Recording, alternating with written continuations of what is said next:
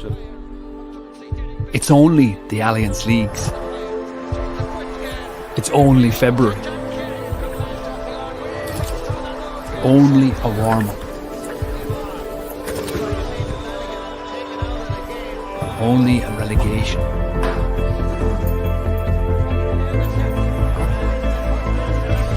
Only a bit of fun.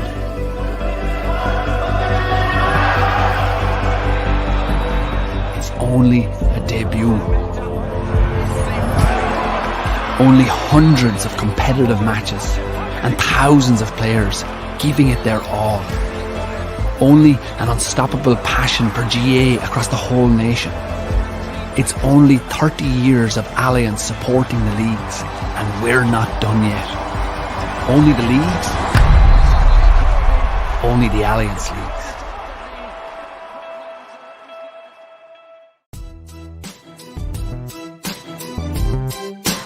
A grain of rice, a grain of rice is going to tip the scale. Just remember that, lad. There's a small bit of a needle there. Now, come on, Mayo, you've got to get Andy Moran into the game. Our mission was to show that we're no longer the whipping boys of Munster.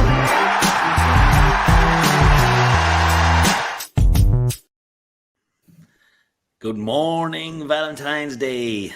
How are you all doing? Goodbye. Pretty good, Dylan. Welcome, Ballygunner. What's that? Did you get the rash this morning, Valentine's morning? No, they were all gone to school and work and everything. Yeah. You get the rash, the rash on the black pudding and the fried egg, bit of toast, early. I did. Well, I suppose you'll be bringing her to Castlemartyr tonight, like as well, Jackie. Will you? Certainly, it's at a weekend, I'd say. The weekend? A full weekend. Sure, Monday night's not bad you. Like you can just cancel some pension meeting in the morning and just walk the horses and stuff. Don't talk about the horses now. We're skint after Saturday, unfortunately. The food picker didn't deliver. Will you stop? And in fairness, to the new owners, in fairness, they came up trumps after podcast there last week. We got a few shares sold during the week. I'm glad to say we had a great night in Portlaoise on Saturday night. Had a good few pints. Had to stay over. And Paddy O'Hara, thanks very much for your hospitality. And I'm still suffering a small little bit. And I woke up to a lovely picture of a new cold foal on Sunday morning, and I was on duty so she had her myself. So it was a great weekend all over there. If you fell out of Burton's window, you'd land in a suit. Yes, true. I'm surprised they weren't before the stewards. Welcome, Ballygunner. Welcome, Ballygunner. Shut up for a minute. I would welcome our guest this week, Shane McGrath. How are we doing, Shane? Good, lads. Just have a little message for you here as well. I don't know, can you see that there? Well, bring it up another bit. We are back. We are back. Tipper back. Yeah, but you're gone to a sweeper, mister. No, we're gone to a short passing game, Dalo. We're not going to a sweeper. I think Larry said to me last night he was in the hallowed ground. Of course, he won't even call it Thurles, but he said Tip have now gone to 7 or 8 lateral passes and still a long ball in. Yeah.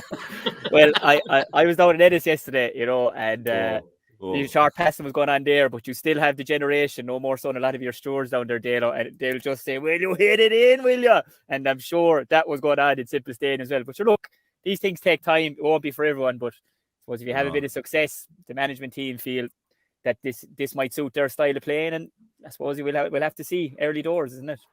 Yeah, and in fairness to Colm, it's a kind of a good one for him to get, like one over Kilkenny is always more important to he than anyone else. So we give that, we talk about it again a bit. I missed the first 15 minutes, but I saw the rest of it. I was coming out for minutes as well. And by God, over with the great unwashed at the far side in the park, which the TG Caher, numerous occasions, cameraman, numerous times. Like, if you're picking your nose or anything, TJ, you were in big trouble.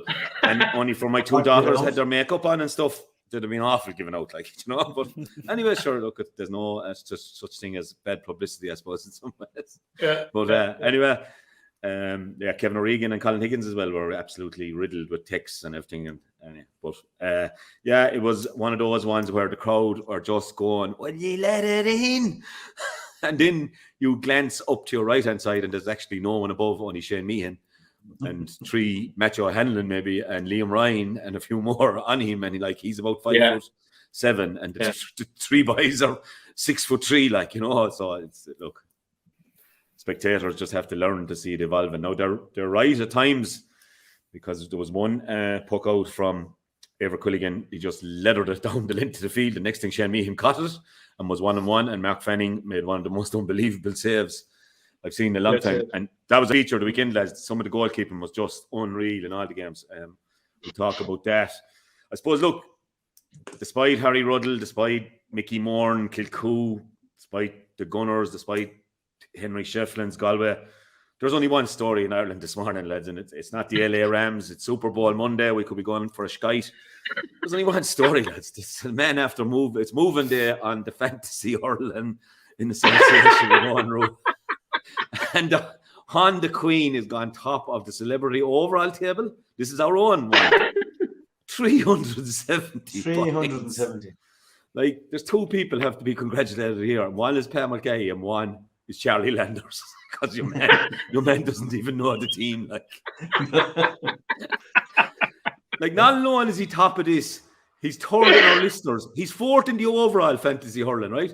He's third in our listeners. Now, that'll tell you, lads, just on a short note there, if you go well in our listeners' table, you're going to be going well in the overall, because he's third in this. He's fourth in the overall fantasy hurling. Like, go on, the Queen.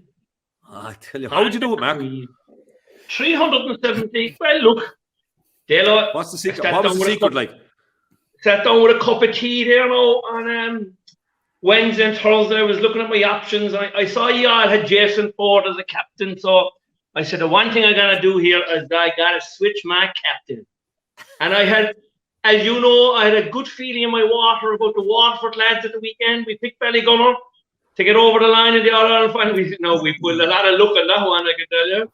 And I said, look, Stephen Bennett's my man. So, and poor old Nyland, I spotted he wasn't playing, and he wasn't in the subs either. So Shefflin got the word to Sheff. Are you going to leave him off for the weekend? He texted me back, Marco, take out Nyland. So I listened to Shefflin, the 10-time All-Ireland winner. That was a good call from Shefflin. So caught in a couple of strokes there, and thankfully the Queen delivered, in fairness. 370 points. Is that a record?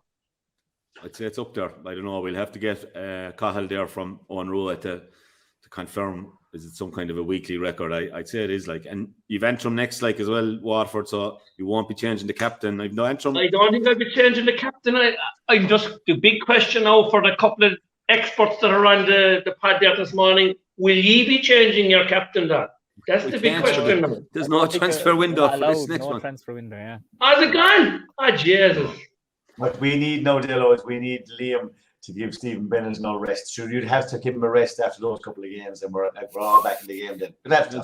Surely Pádraig Mahoney, Shane, and a couple of more need to get back in there, hitting a few frees and that kind of thing, you know? Yeah, definitely. I probably, look, Harry Ruddle probably has to feature as well at this stage. Harry won't be able to walk. What do you if he's not too busy. I'd say he'll be got on the covers for a couple of weeks there now, Shane, I'd say, after winning the All-Ireland. And I tell you, what a goal. Ryder Rovers, Dale, as you said yourself.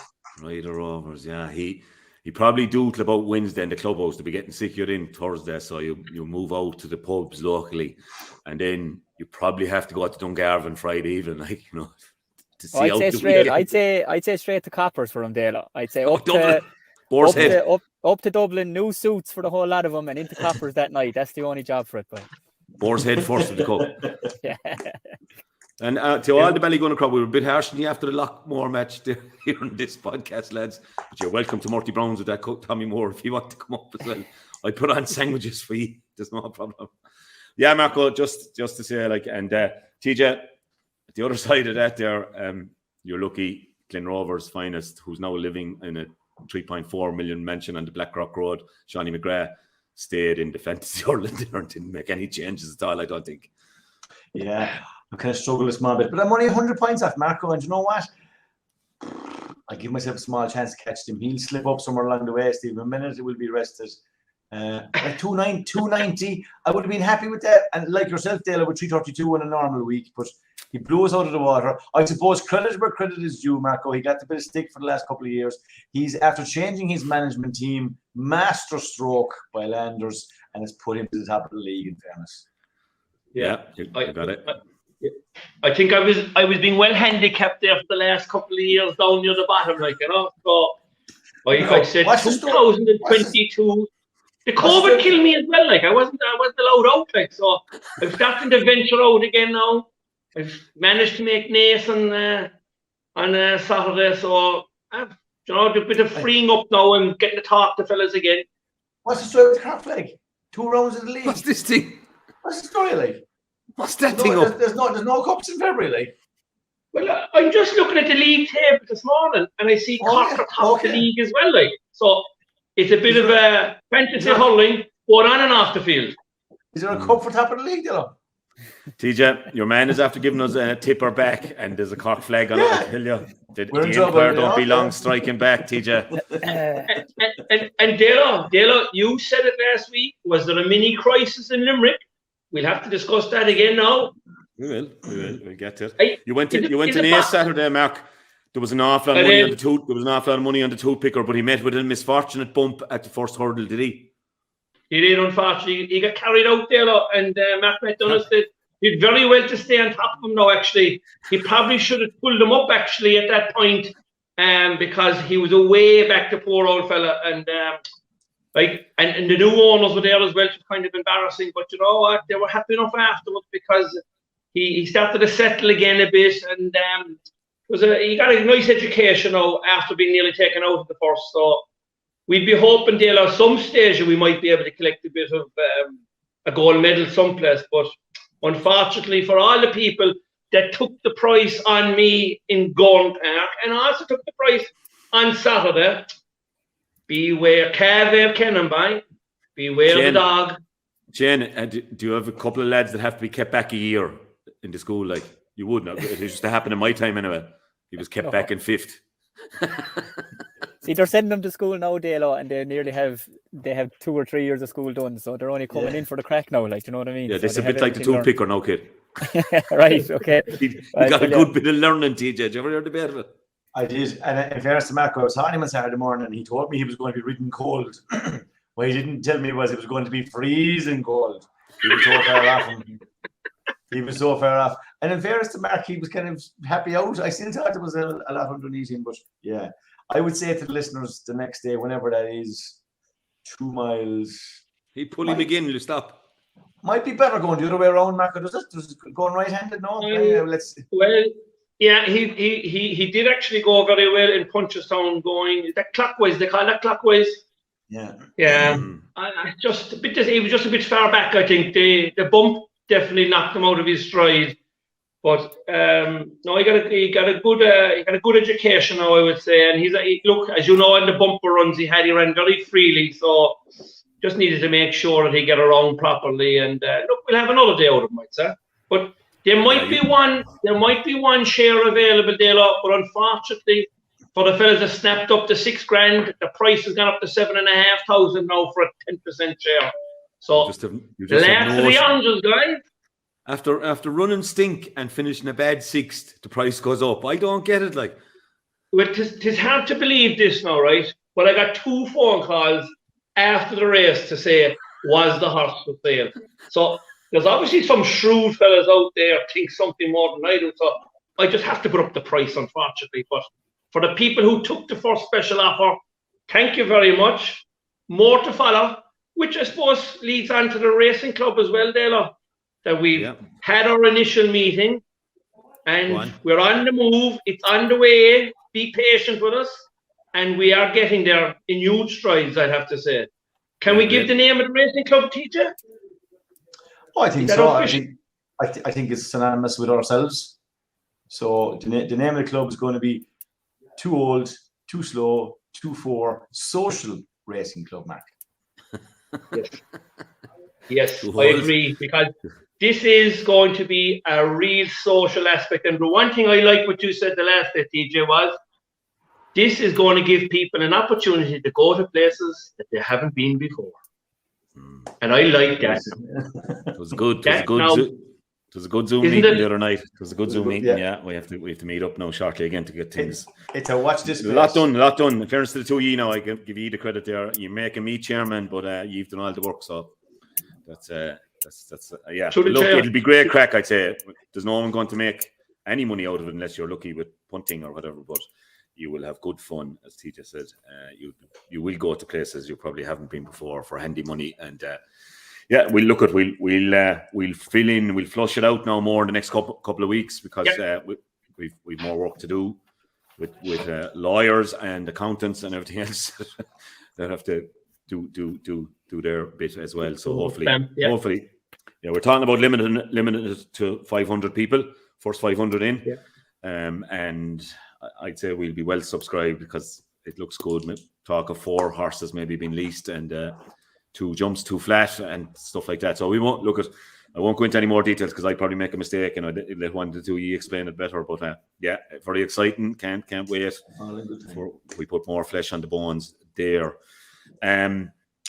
Great weekend, lads. Great weekends hurling. Really, really enjoyed it.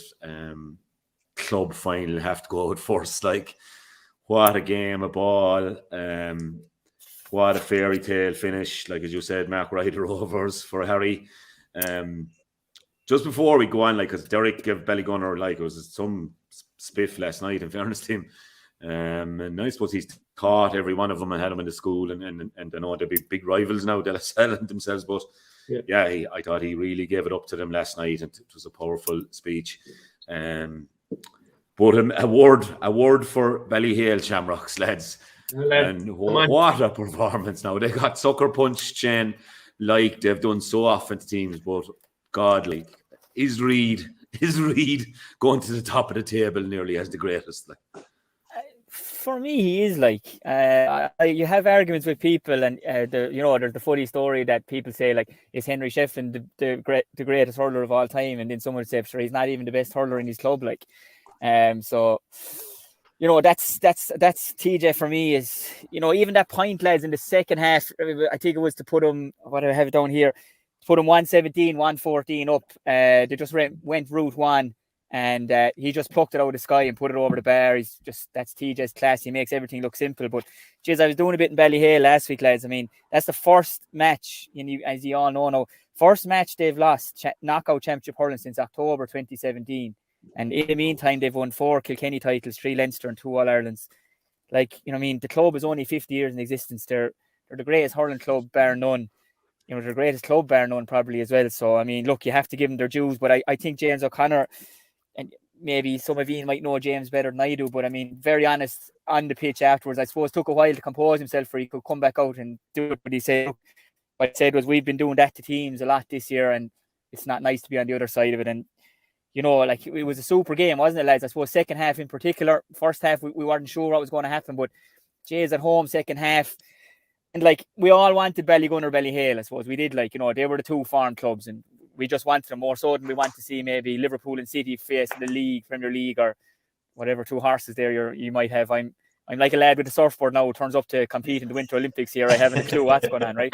Just pay your money. Just pay your money. I'll just keep going. I'll go for the crack. But look, unbelievable second half. And I suppose as neutrals, like, I don't want to favour either side, but massive respect for both clubs. But I mean, I frightened the shite out of my little girl. She jumped and started crying when Harry Ruddle got the goal, and it wasn't because they were going for Ballygunner. It's because that's sport, like, isn't it? And that's what the weekend was between everything, and like it was just unbelievable stuff. I suppose one fella in particular, like, there's lots of heroes on the Ballygunner side, no more so than Harry Ruddle, as you mentioned. Hutchinson he's gone to another level, lads. I think Liam Cahill is licking his lips, going, I'm going to get some serious reward or serious return out of this guy this year in particular. But I suppose Shane O'Sullivan, myself and Shane O'Sullivan both made our inter-county career debuts on the same year, 06.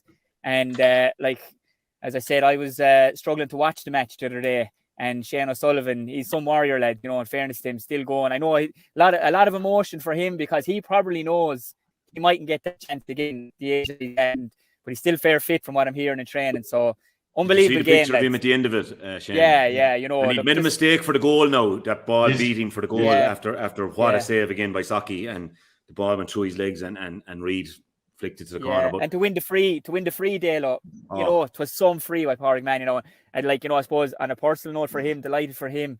I asked him before, would he mind sending a video to my godson, and my godson's obsessed with him, and no bother at all. And I think that's, look, lads, we all know 99.9% inter-county guys are top lads. You know, sent the video, meant the world to the young lad. He was on a high for a month afterwards. But look, great success for Ballygunner. They'll have a great month. You know, they'll be doing well to get. Cal will do well to get him back before the end of the league, maybe. Yeah, and some of the scenes from the clubhouse last night would you'd just be saying, we got close at one time years ago. Sorry, Larry, if I mention it again, but we didn't even get to the final now, but we were close. Sorry, but I can only imagine what it would have been like back at the club and in the pubs in the village, and to see the scenes last night, and you know, even half time in the Super Bowl, we had your man Eminem, is it, and Snoop Dogg and all those. It was a throwback, wasn't it? One shot. I said, what were they going to come up with? Like, they come up like, oh, jeez, it's unreal. And but there was a few shots on Twitter there from their club last night. The team were back, obviously, and Jesus, it was rocking. I'd say there's bodies strewn all over the place as we speak this morning. Can you imagine what that'd be like? Look, I suppose, we won a couple of counties with Killa, and we won a county with McKilly, and win the All-Ireland, obviously. And look, they're great days, like, there's no doubt about it. But to win an All-Ireland club, which our club, I'd say, must be just absolutely phenomenal. Whether it's junior, intermediate, or senior, like, it's the pinnacle for the club. And we've always made this point that, you know, I think the inter-county scene being separated now from the club scene, that's huge, because without our clubs, without the vibrancy of your clubs, you're not going to have an inter-county team, and it'll slowly dwindle away. And that's why the protection of the club is so important for the inter-county game.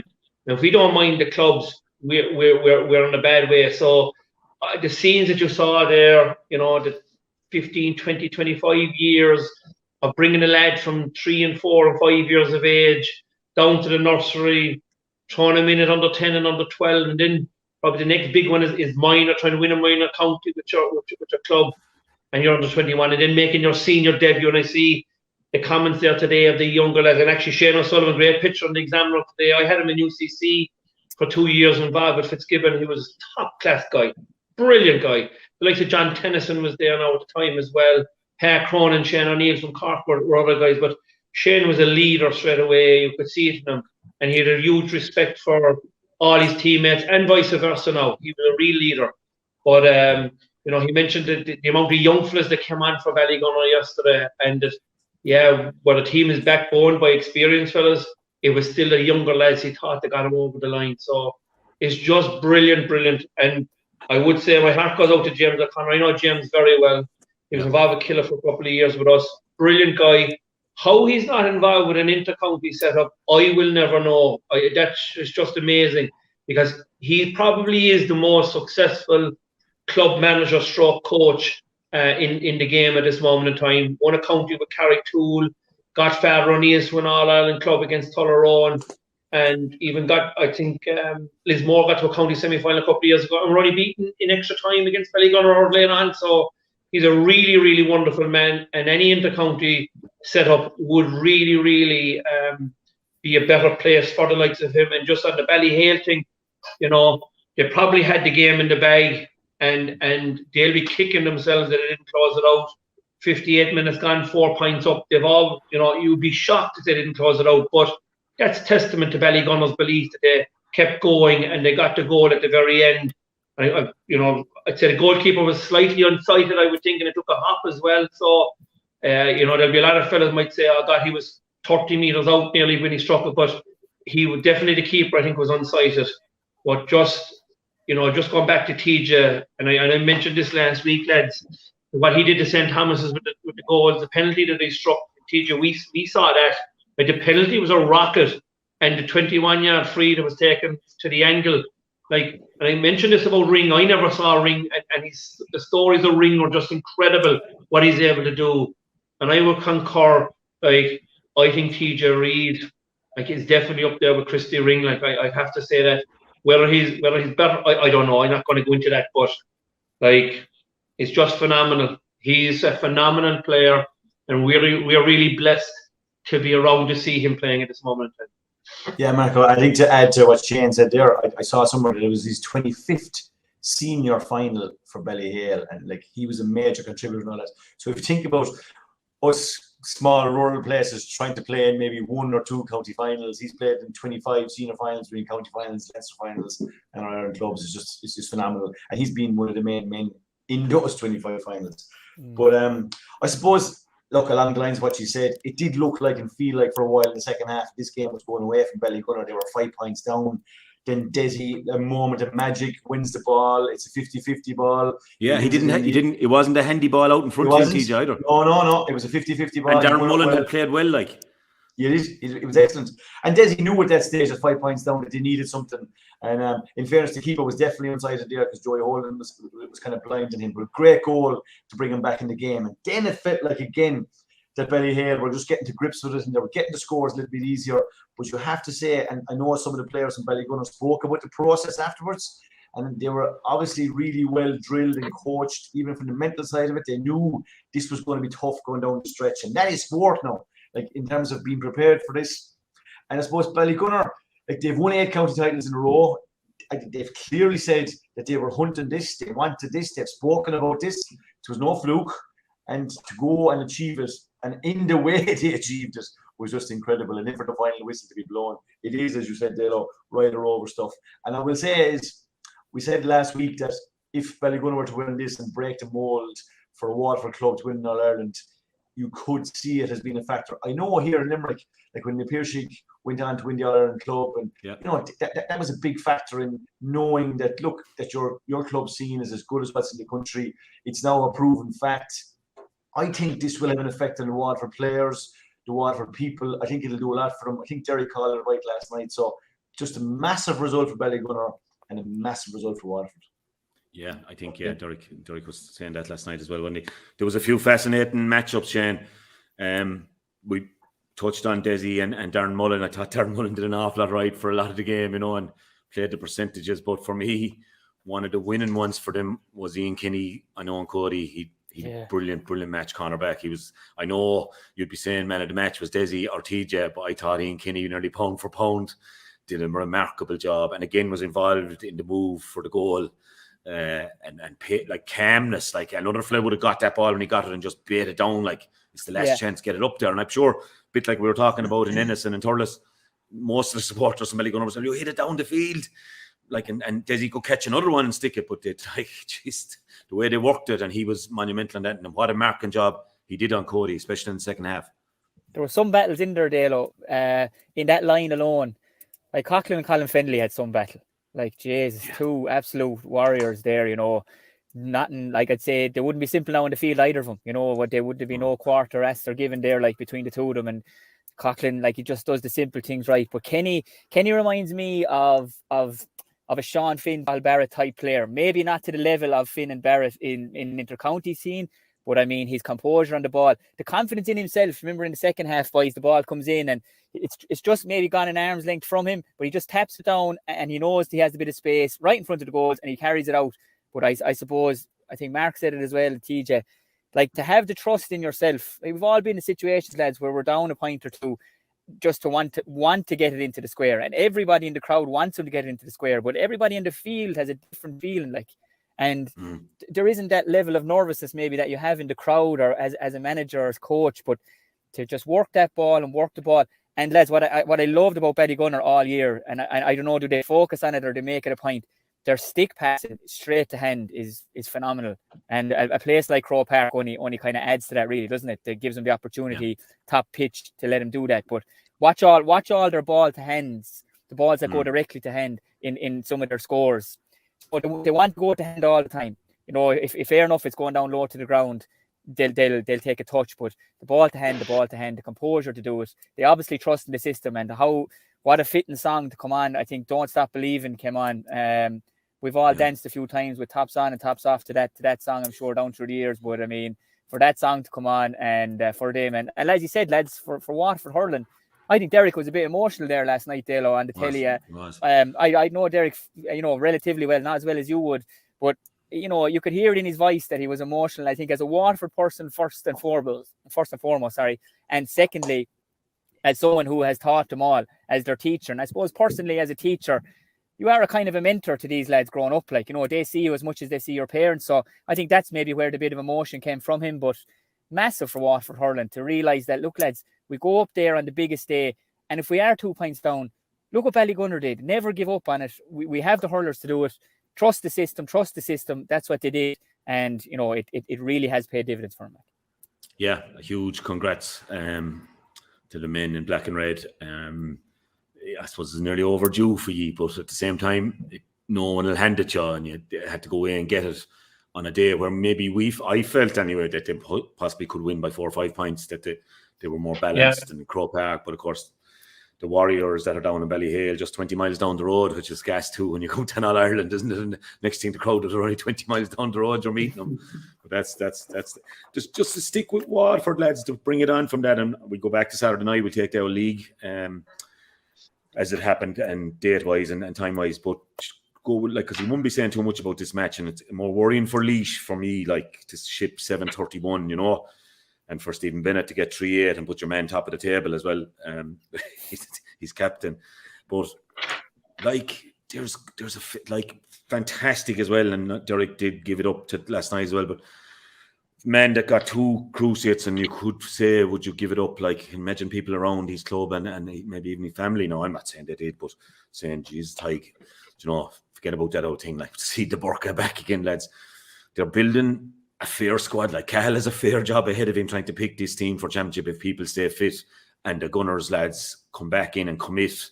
First of all, Stephen O'Keefe would be one I'd be saying, Stephen, come on, this thing is over in July if we get to the final, and you can give it up again. But there's a fair out-mounted talent, the way Gleeson is hurling, the way Bennett is hurling, Callum Lyons has to come back into the game. They have a couple of more injuries as well. Jamie Barron hasn't played yet, and as pound for pound, and Limerick still, they're not 8-13 for nothing, but Waterford are going to have some selection headaches. Yeah. And you know what, they have been there. They've been to the Munster finals, they've been beaten, they've been to the All-Ireland final, they've been beaten. They have a lot of hurt built up in them. I think what Shane said, they want to go about Bally and TJ, but about Ballygunner actually winning the All-Ireland club and winning it in a tight one against a Kilkenny team. I think that'll send a good vibe through the county. I think Liam Cahill will be really, really happy. But I also think the players in Waterford, if they start to believe in themselves, that to me could be the single most important thing. There'd be fierce rivalry in Waterford amongst the clubs now. And, and that probably is in Galway as well to a certain degree. But the minute you walk into that dressing room down in Waterford now, it is a Waterford jersey you're putting on. It's not your club jersey. You know where you're from, and all your teammates have the respect from where you're from and what you do for your club. But once you're going that Waterford door, you're now a Waterford player, and I think Liam Cahill he'll get more out of him again this year, and I think he'll get more of him out of him. The fact that Tip had come knocking at his door looking for him, and he's stuck with Waterford. I think that was a great sign from Liam Cahill and his management to give Waterford another go when his own home county was looking for him. And I think if the Waterford lads will put it together, they're going to be a match for any. The championship is bubbling up massively now because we've seen, and we'll touch on the Galway thing. We've seen what Sheffield is going to bring to Galway, and I think Cork, after the hammering they got in the final last year, we are looking for a response from the team. I don't think, look, and no disrespect to your own county, Dale, you were short a lot of players the first day, but there's another test coming now against Limerick in a couple of weeks' time. And just hold fire until I see that game to see where Cork are at. But the start that they've made to the league does they've got off to the right step, in my opinion.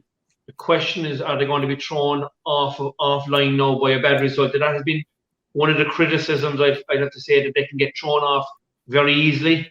But let's discuss that maybe in a couple of weeks' time, maybe, you know. Sorry, Yeah, I thought we were talking about Waterford. Sorry. Yeah, I thought we were too, but somehow it always lands up. Yeah, it always lands in Cork, yeah.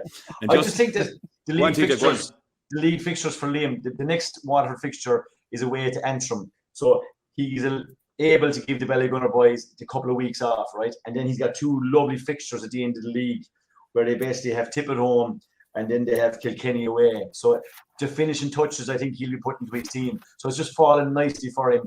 They've got the nice results, I say, away to Dublin. Good win over Laois as expected. But there's no doubt the personnel you called out there, like Tadhg de Burka back playing well or back to his best, would be a massive plus for this team. Like, there's no doubt about that. One of the best on his day. And I can't get away from the Ballygunner thing. Being the first team to do what they did, the bounce and training, the bounce when those lads pop into training in Waterford, it's going to have an effect. And I think it can only be positive for them. Yeah. And there's not, we won't be blowing them up too much after 2 rounds of the league, but just the whole overall thing, and you're looking and trying to pick a Waterford team in your head, and you're saying, that won't be easy. There'll certainly be 5 good subs. You know, that's what everyone's after. Yeah, poor old Brian Lohan, and like, it's, you know, we're going to be bottom in the Munster League. We're probably going to be relegated in the National League. And so, look, but, you know, just to see Mr. Tony Kelly warming up there yesterday, I don't think we'll get it. But just to stick another little pin in the Cork balloon there, and Jocks or James O'Connor, mighty man now, Mark, and I love, like Shane said, I love these interviews. But I got a text during the week from one of Mount Leinster Rangers' finest. I won't name him, but he's the man that wanted to get the Paddy's Day, if you remember him, in the dressing room on the AIB ad. Great guy. But he was saying, we were on about Tommy Mullaney last week, leading Naas to the All-Ireland Club. And he said, Dalo, do you know much about this man? I said, well, I know he was over you anyway. He said, came to Mount Leinster Rangers. They'd never, ever won it. Six Carlow championships. They'd never won one now, bear in mind, right? 3 Leinster finals, 2 intermediate and 1 senior, 2 All-Ireland finals, 1 the intermediate, and got to the All-Ireland Senior Club final, Paddy's Day, right? Where Portumna no less beat him. Carlow under 21 manager for 1 year and won the All-Ireland B. Clara, Kilkenny, and Hoagie told us this last week, 2 senior hurling championships. Shelmaliers Wexford, 1 senior hurling championship. Glenmore, Kilkenny, 1 junior championship. 1 Leinster junior championship, 1 All-Ireland junior championship. Naas, Kildare, 2 senior hurling championships, 1 Leinster intermediate, 1 All-Ireland intermediate, all of the above between 2006 and 2022. That's fair shooting, lads. I thought he was going to be 100 years of age at least. But I don't. He's fresh enough looking, I tell you. If he wants to come up to Clarecastle there and give us a hand, we take him on for the year. Jesus, I tell you, that's some shooting, isn't it? Fair. Hats off to Tommy. Obviously a legend down around that area anyway, in the Carlow, Kilkenny, Wexford area. That is some shooting. So that's Waterford. We have them in the All-Ireland final now, and I thought somehow that TJ in the Gaelic grounds, and you were in the posh seats again now, obviously in the middle, in the green fluffy ones, you know, JP's ones. You were there, and obviously JP tried to buy the horse off Mark on Saturday evening, because he always looks out for a well handicap one, like, you know.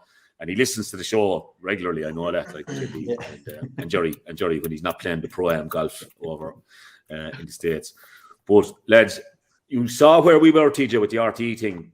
We're kind of behind the goal, but it's actually an incredible place to watch the game from once you have a big monitor behind you, like we had.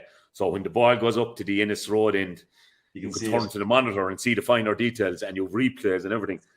Jesus, lads, to be behind that goal there and see the physicality. And I did say it. I know I said it to Pepper, but I said it to Cusack. I said, Ogie, it's awful to be getting old, kid, but I don't miss being out there now. I wouldn't like to be out there now. And he says, "You're a good way there." He says, "You only saying that in your 50-something-year-old body." He says, "When you're in your head, you'd love that." I says, "Go away, will you?"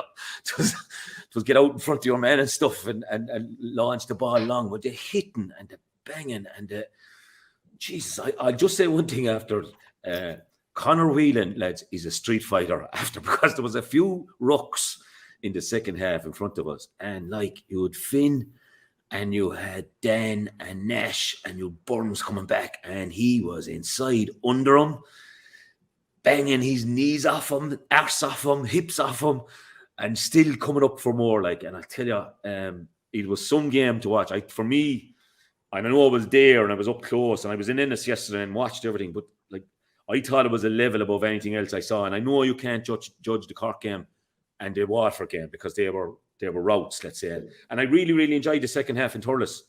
It was a great second half, and everyone was giving out about the first half. Listening to Milan on the radio on the way out the road, trying to get out to see the missed 10 or 15 minutes. But he was saying it was a challenge match feel to it. But geez, there was no challenge match feel to the second half in Thurles. But I thought the Limerick Galway lads match was nearly like the pitch a little bit soft, TJ, as it can be this time of year. Great summer field, obviously, but there was a championship kind of bite in it, like, you know. And even in the bit of analysis we were doing, I said there's some league matches you go off on the bus and you say, well, once we play okay here now and don't get a hockey or anything, go home happy. There'll be other days we'll meet this crowd. But sometimes these league games, TJ, as you know, on the line, managing, I want to win this now.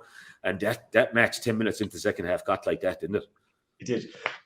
We'll come to the cheap shots. Your buddy Donald had it, the Road Hegarty in a few minutes, right? But I knew the Limerick crowd are up in arms. We'd get a guard escort for him to get back to the car. Sure? I'll come to it in a second. I agree with you, Delo. It was brutally physical. Like from the word go, even the crunch and tackle Joe Cooney had on Will O'Donoghue, and Will O'Donoghue's shoulder is injured, and he was a big lass, two Limerick out of that middle third. No doubt about it, you'd have to admire the way Galway fronted up here. Like, in terms of the physicality they were able for it, they're certainly one of the teams out there who's no doubt can match Limerick physically. They got their matchups right, tactically got it right, and the game was bubbling nicely. Now, the sending off definitely had an effect on the game. Limerick were goal up at the time, and it looked like as if it was going down the stretch. It was early in the second half, I suppose, in terms of who would have won the game. But Galway were definitely impressive. There's no doubt they're the middle line, like Dahi back at full back, like Garrod McInerney. Geez, he's a tower of strength. You said there, they're coming out. He's fitter than he was in 3 years as well, TJ. I think so, and I'm going to say the same about Joseph Cooney. I think him in the middle of the field, Delo. Maybe you influenced him in the short time you were in Sarah. I didn't see him. Him in the middle of the field. He's definitely leaner. Like, he chipped in with 3 points in play. Like, they now have Jack Hastings, and I know he might be still a bit raw and stuff, like, right, but a guy that you can do something with, considering the other players that they have. We all know what likes of Conor Whelan can do, but I think Cathal Mannion in a further up role again adds something more to the attack. I know he's played a bit of stuff around the middle of the field, but chipped in with 4 points in play. Pádraig Mannion definitely getting back to where he was a while ago as well. They have a lot of players here, Galway have for sure. And yeah, I suppose you would have looked when Limerick went down to 14 men, they would have wanted to win down and win it. Just a couple of things from the game. And we'll talk about Fintan sidelines in a second as well, which are just bonkers. One right, one left, one from outside the middle of the field. Galway scored 10 points. Yeah. Galway scored 10 points from outside of their forwards. Joseph Cooney got 3. Ronan Glennon, who was impressive in the middle of the field, Yellow got 2. Fintan Burke got 4, and Johnny Cohen got 1 when he came on. But I also thought was a major factor, and I suppose you have to credit Henry and his tactical team behind him for this, was on the 58th minute the game was tight. I think Limerick might have been a point up behind David Burke, right? And you could clearly see the structure changed, right? They got everybody to mark up tight. David Burke, he didn't sit like a sweeper. He was the extra player, right? But again, they don't call him the king for nothing. He was over on the left-hand side of the field. He shut out the space for the out ball to Galan straight away. And I think he was directly involved in definitely 3 or maybe 4 direct assists. He gave a great ball to Conor Cooney. They worked a shot free, but he's used to the ball. He went long when he had to. He went short when he had to. I just thought he closed the game out in that last, I don't know, 6 minutes or 7 minutes injury time. In the last 15, 16 minutes, like, Galway's used to the ball. Again, like Ballygunner, it was process-driven. It was cold. It was impressive, I have to say. Conor Cooney as well. He landed some monsters, I think, at the 45-yard line in the freeze. So a lot of positives for Henry there. Yep. Yeah. It's interesting the use of Conor Cooney and David Burke there, and Dahi Burke now the St. Thomas's lads, TJ. Like, David Burke has definitely a part to play in the team.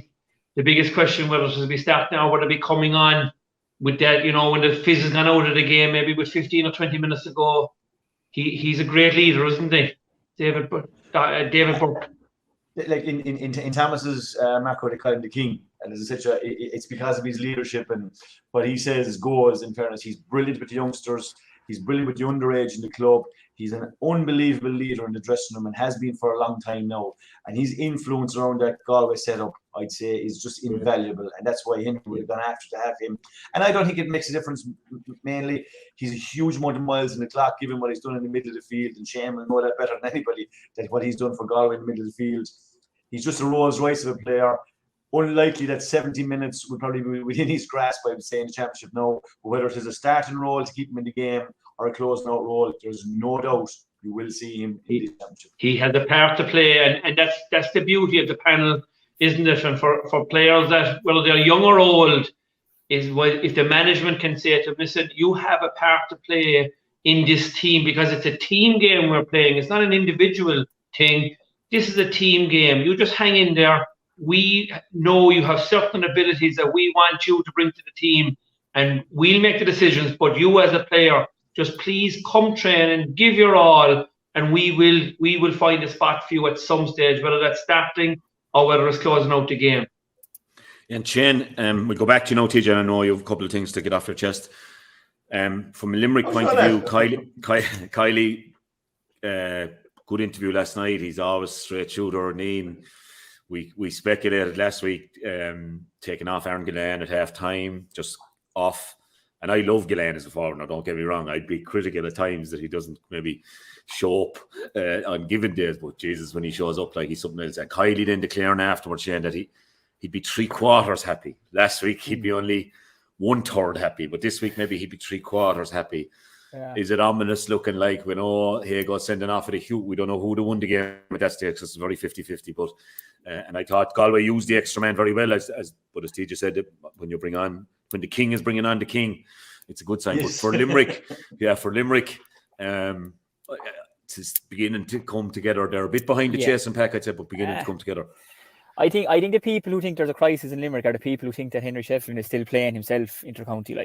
I don't think they know much about hurling. I don't think there's too many people in Limerick, TJ, talking to a few of my college buddies or a few of the lads there I know from Limerick. The real hurling people, there's no crisis here. I think last year in the league, TJ, you played 5 matches, you lost 2, drew 1 and won 2. The 2 you won were the last 2 you played, because I think John Kiley knew that it's coming to crunch time now and I need to get my best team. I don't think he's anywhere near his best team. I think Tom Morrissey is still finding his feet. I don't think he's anywhere near his championship level. Shamey Flanagan, I think if the road, and I know you want to talk about the middle lads. I think if he was going to get sent off, the time to get sent off is now. And I'm sure he had a word. I found it ironic that the first person speaking to him who he sat down beside was Caroline Currid. So I'm sure she was straight into him saying, look, we need to move on, we need to get over this. And I'm sure she'll have a good chat with him. Garrod he's a professional guy, but look, it probably was something that was coming maybe. We all get a bit hot and heavy. Garrod is key, marquee guy. Everybody wants to hit Garrod no more than everybody wanted to hit Paddy Maher for us lads, and things like that. So, eventually you can only take so much, and I do think it was coming though, but I think if there's a good time to get sent off, it's now. And I'd say, Garrod, the professionalism he showed to get to the level he's after getting to the last couple of years, he'll review that, and I don't think we'll be seeing him doing anything like that again. I think for me, Limerick are a championship team.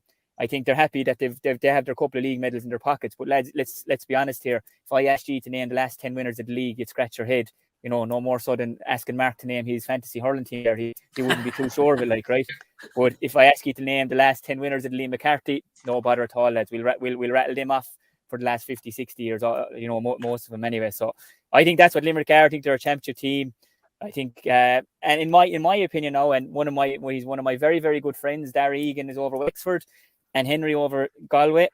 I think both of them have a lot of their main players at the moment as well, in my opinion, that they maybe have 85% of their championship players. So they probably know too. They're 2 new managers in. They have a lot of their main guys. Look at the spine of their teams. They'll feel we need to be winning these games. And, Darren needed to go down and he needed to prove that what happened at Wexford Park wasn't a flash in the pan with a lot of his main guys there. And he went down and he did it in Ennis, and that was massive for him. And I was delighted for him personally. And I think Henry's in the same boat, lads, as well. Against Offaly, he went strong against Offaly because he knows that is the worst possible start for Henry Shefflin is losing to Offaly above in Salt Hill. the worst possible start for Colin Bonner would have been losing to Laois in Port Laois. So I think Henry has got the guys. They were going for the match. They needed the wins. They have the wins, and now they have the public in Galway and Wexford respectively behind them now, because they can see that these lads are driving on and they want to win the thing. But for me, I think that there's no panic in Limerick, and you want to field their championship team. And TJ, you have some serious talent coming up. I know about Adam English, maybe before a lot of people outside Limerick did, because he bet us on his own there a couple of years ago in the minors. We went extra time, but he just different class. You've Ethan Hurley from that group as well. You've O'Brien as well that's going to come through. But Cathal O'Neill, and fair play. A night from Cathal O'Neill as well, wasn't it? I think it was, because he had a very hard time against Galway last year in Salt Hill. A very, very hard time of it. He had a tough enough time of it the first down in Wexford Park, but he's obviously burned it up again. He's a serious talent, but he really stood up the other night. And look, it was he documented it well on the telly there, Dalo. But no panic in Limerick. There'll be no worries at all. I'd say it is a more or less certainty maybe that there's a big bite coming, and I'd say probably we'll get 3 wins out of 3 in the next 3 games, in my opinion. Oh, that's one for the Rebels coming up. TJ, you wanted to say a couple of other things, TJ. A couple of things. Well, first of all, I think Cathal O'Neill coming through that brutal physical battle is a major plus for John Kiley. Yeah. He will like that.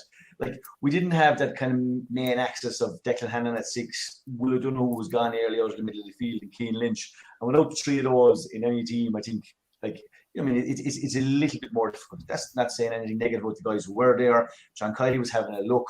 The way the championship was structured, like, Will O'Donoghue get an injury on the 17th of April, and he could miss 2 or 3 games. So from John's point of view, he needs to know who's next in line. I suppose on the sending off, which is obviously key to the game, right? No doubt it was a red card. Like, you just can't do that in the modern game of hurling. Fergal Horgan dealt with it, and I think to be going saying that you could pick 5 instances where Gearóid Hegarty could have been sent off in the last 2 years, I think that's unfair. I think it's very targeted. I know the All-Ireland champions carry the kind of mark on their back to say everyone's chasing them.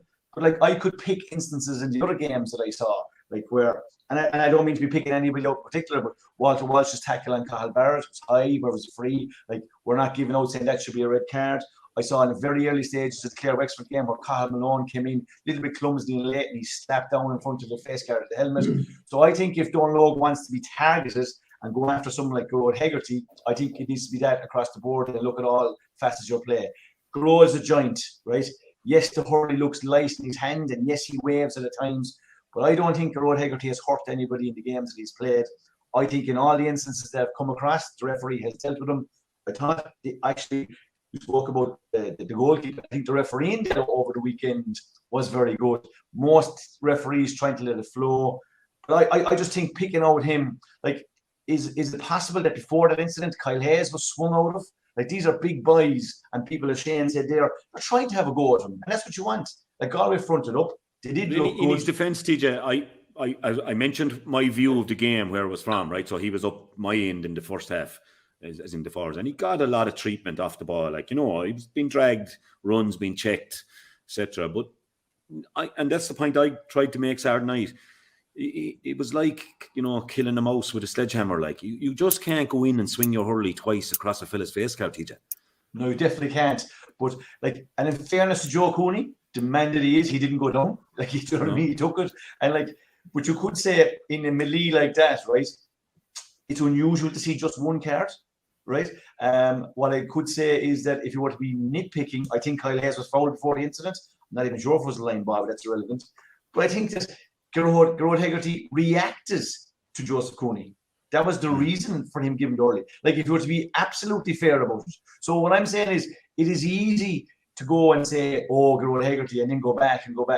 I think for all of us playing, you could go back and pick isolated incidents to say this could happen. So I think what we're doing here, right, is, even by us talking about it, is we're probably alerting everybody now.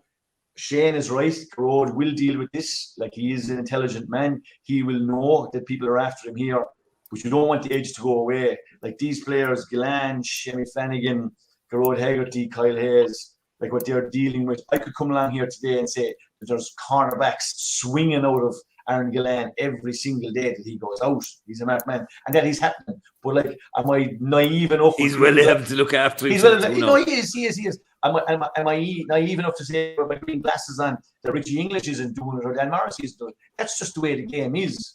But I just think that what's happened here, I just think it was very, very targeted. He did deserve a red card in the night. That's just the way it was. But anyway, we'll move on. Yeah, well, look. Like, the game is manly, as Mr. Cusack would say on a regular basis. Yeah, but TJ, there's no problem with that. And we're all agreeing with the physicality. It's the use of the hurley is the biggest issue. And I would say Joseph Cooney hit Garrod Hegarty with a belt of a shoulder. And why didn't Garrod hit him back a belt of a shoulder? Now, he raised his hand and he had his hurley in his hand. And unfortunately, that hurley hit his face mask on a number of occasions. And we're not condoning that. But like, if you want to get involved in a tangle, do not bring the hurley to the fight. Use your shoulders, use your arms, right? And I'd have to say, TJ, Garrod has got away with a couple of close ones. And we know there's one incident in particular, and where he swung the hurley across your man's back. Now, I think Garrod McGrath tried to tell us last night that was a hook, and it was far from a hook from where I was standing now, to be honest with it. And Garrod has been simmering for a while, TJ. And unfortunately, it has come to this that he has got a red card. But he learned from it. And I think there's a clear message there, TJ, for everybody else, that the use of the hurley is not acceptable. And that's across the board. And sometimes players are above the referees. Sometimes a lesser referee may not have sent them off. And I think Fergal Horgan has sent a clear message. And I think the referees now as well also, from a use of the hurley point of view now, they will send players off if you start raising the hurley.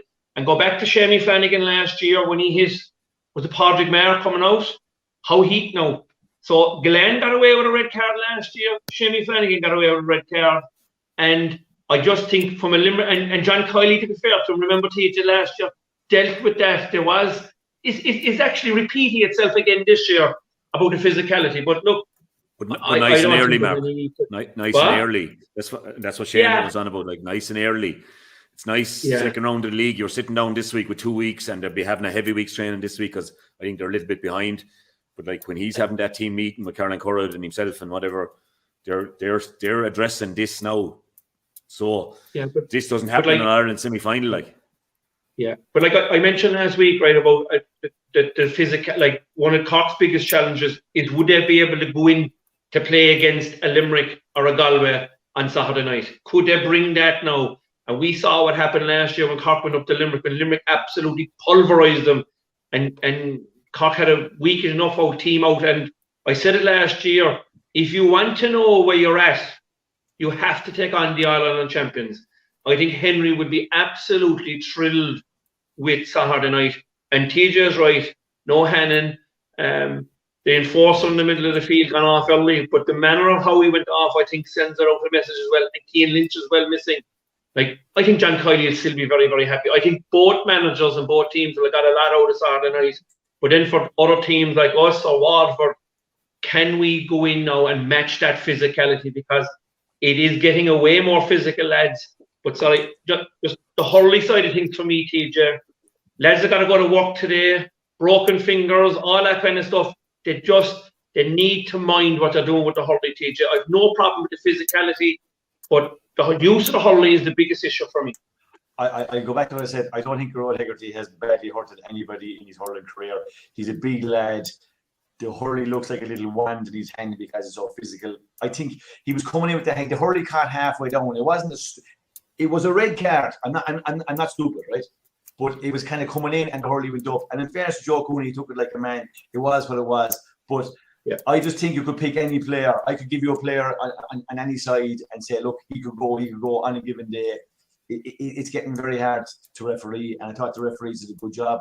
And I think referees have done a good job with Garrod Hegarty over the last couple of years. I just don't like that it's so targeted. But look, we'll live with it. We'll get on with it. We'll do the best we can. And we'll rise again, Delo. I will agree, John Kiley will be pleased that it was an improved performance. But we do probably need all those other players back. It has changed from Dale asking me, could we win the league with our B team? I think we got our answer. And I just think that that we're not as far ahead of the pack as maybe people were making out to be. I just don't think I don't think you'll be probably taking 8-13. But anyway, look, there's plenty to look forward to. I will say it was a great occasion, Dale, big crowd there. The atmosphere was electric. I have to say, in fairness to Spike, he did look after me, and his playlist was excellent. It felt like a concert atmosphere before the game. The music was pounding, and the sound system, TJ, if we could kick a loan of it up to Cusick Park, because I couldn't make out what late changes were in Cusick Park over with the great unwashed. Your sound system in there is unreal. There was some great tunes as well, wasn't there? God be good to Dolores, but she's getting more airplays as this hurling team started. Yeah, no, it was an excellent occasion. Some people are against night games. Me two daughters are with me. Aoife was chauffeuring, and they love the matches, and we got into the car park. Spike, I blagged my way past about 3 Garda checkpoints, and then in the back gate and parked. And then I said, Mike, those two be okay to go in? Yeah, they're VIP seats. No, they didn't go into them. You'd go into them, of course. You'd know. And come here, Delo, you didn't get the same treatment on the Sunday, no? I don't go. No, I bought my ticket off Ticketmaster and paid my 15 quid, and the girls paid for theirs, and we went over to the standing up section in the park where you'd learn more about watching matches over there. Shane was different. Shane was on duty. He had to go up to the press box, but that's the place to watch a game in Cusick Park. And when we get you out there in the championship, and we have all our men back with the help of God, and we can bring that bit of physicality in. Peter Duggan and Shane O'Donnell and a couple more like that maybe the place to be over there, but I wouldn't mind being on duty either, I have to say. But Shane, 15 euros to get in, was this?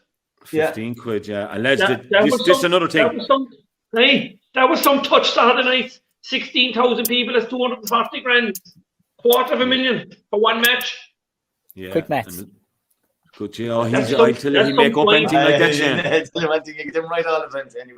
When you're selling shares in the two picker and they're going up by the day, he'll make up 15 quid fair lively.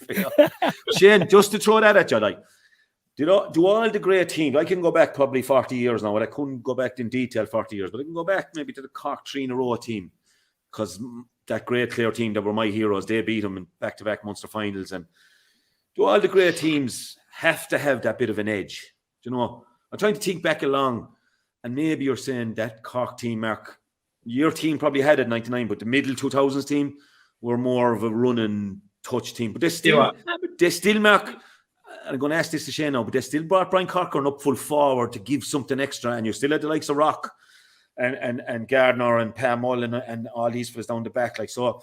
But do all the great teams, Shane, need that? Like, you came across possibly what's declared the greatest team ever, and it's this Limerick team going to surpass them, we don't know, but there was an edge there, like, there was an edge, like. Sure, look, I this is my opinion on it. I think all the teams who are most successful have the most limelight shone on them. Like, if there wasn't Limerick playing Saturday night, there mightn't be as much talk about it, maybe, but because they're so good, and because everybody wants to beat them, the Irish way and the Irish culture is people who are doing well, we want to bring them down as quick as we possibly can.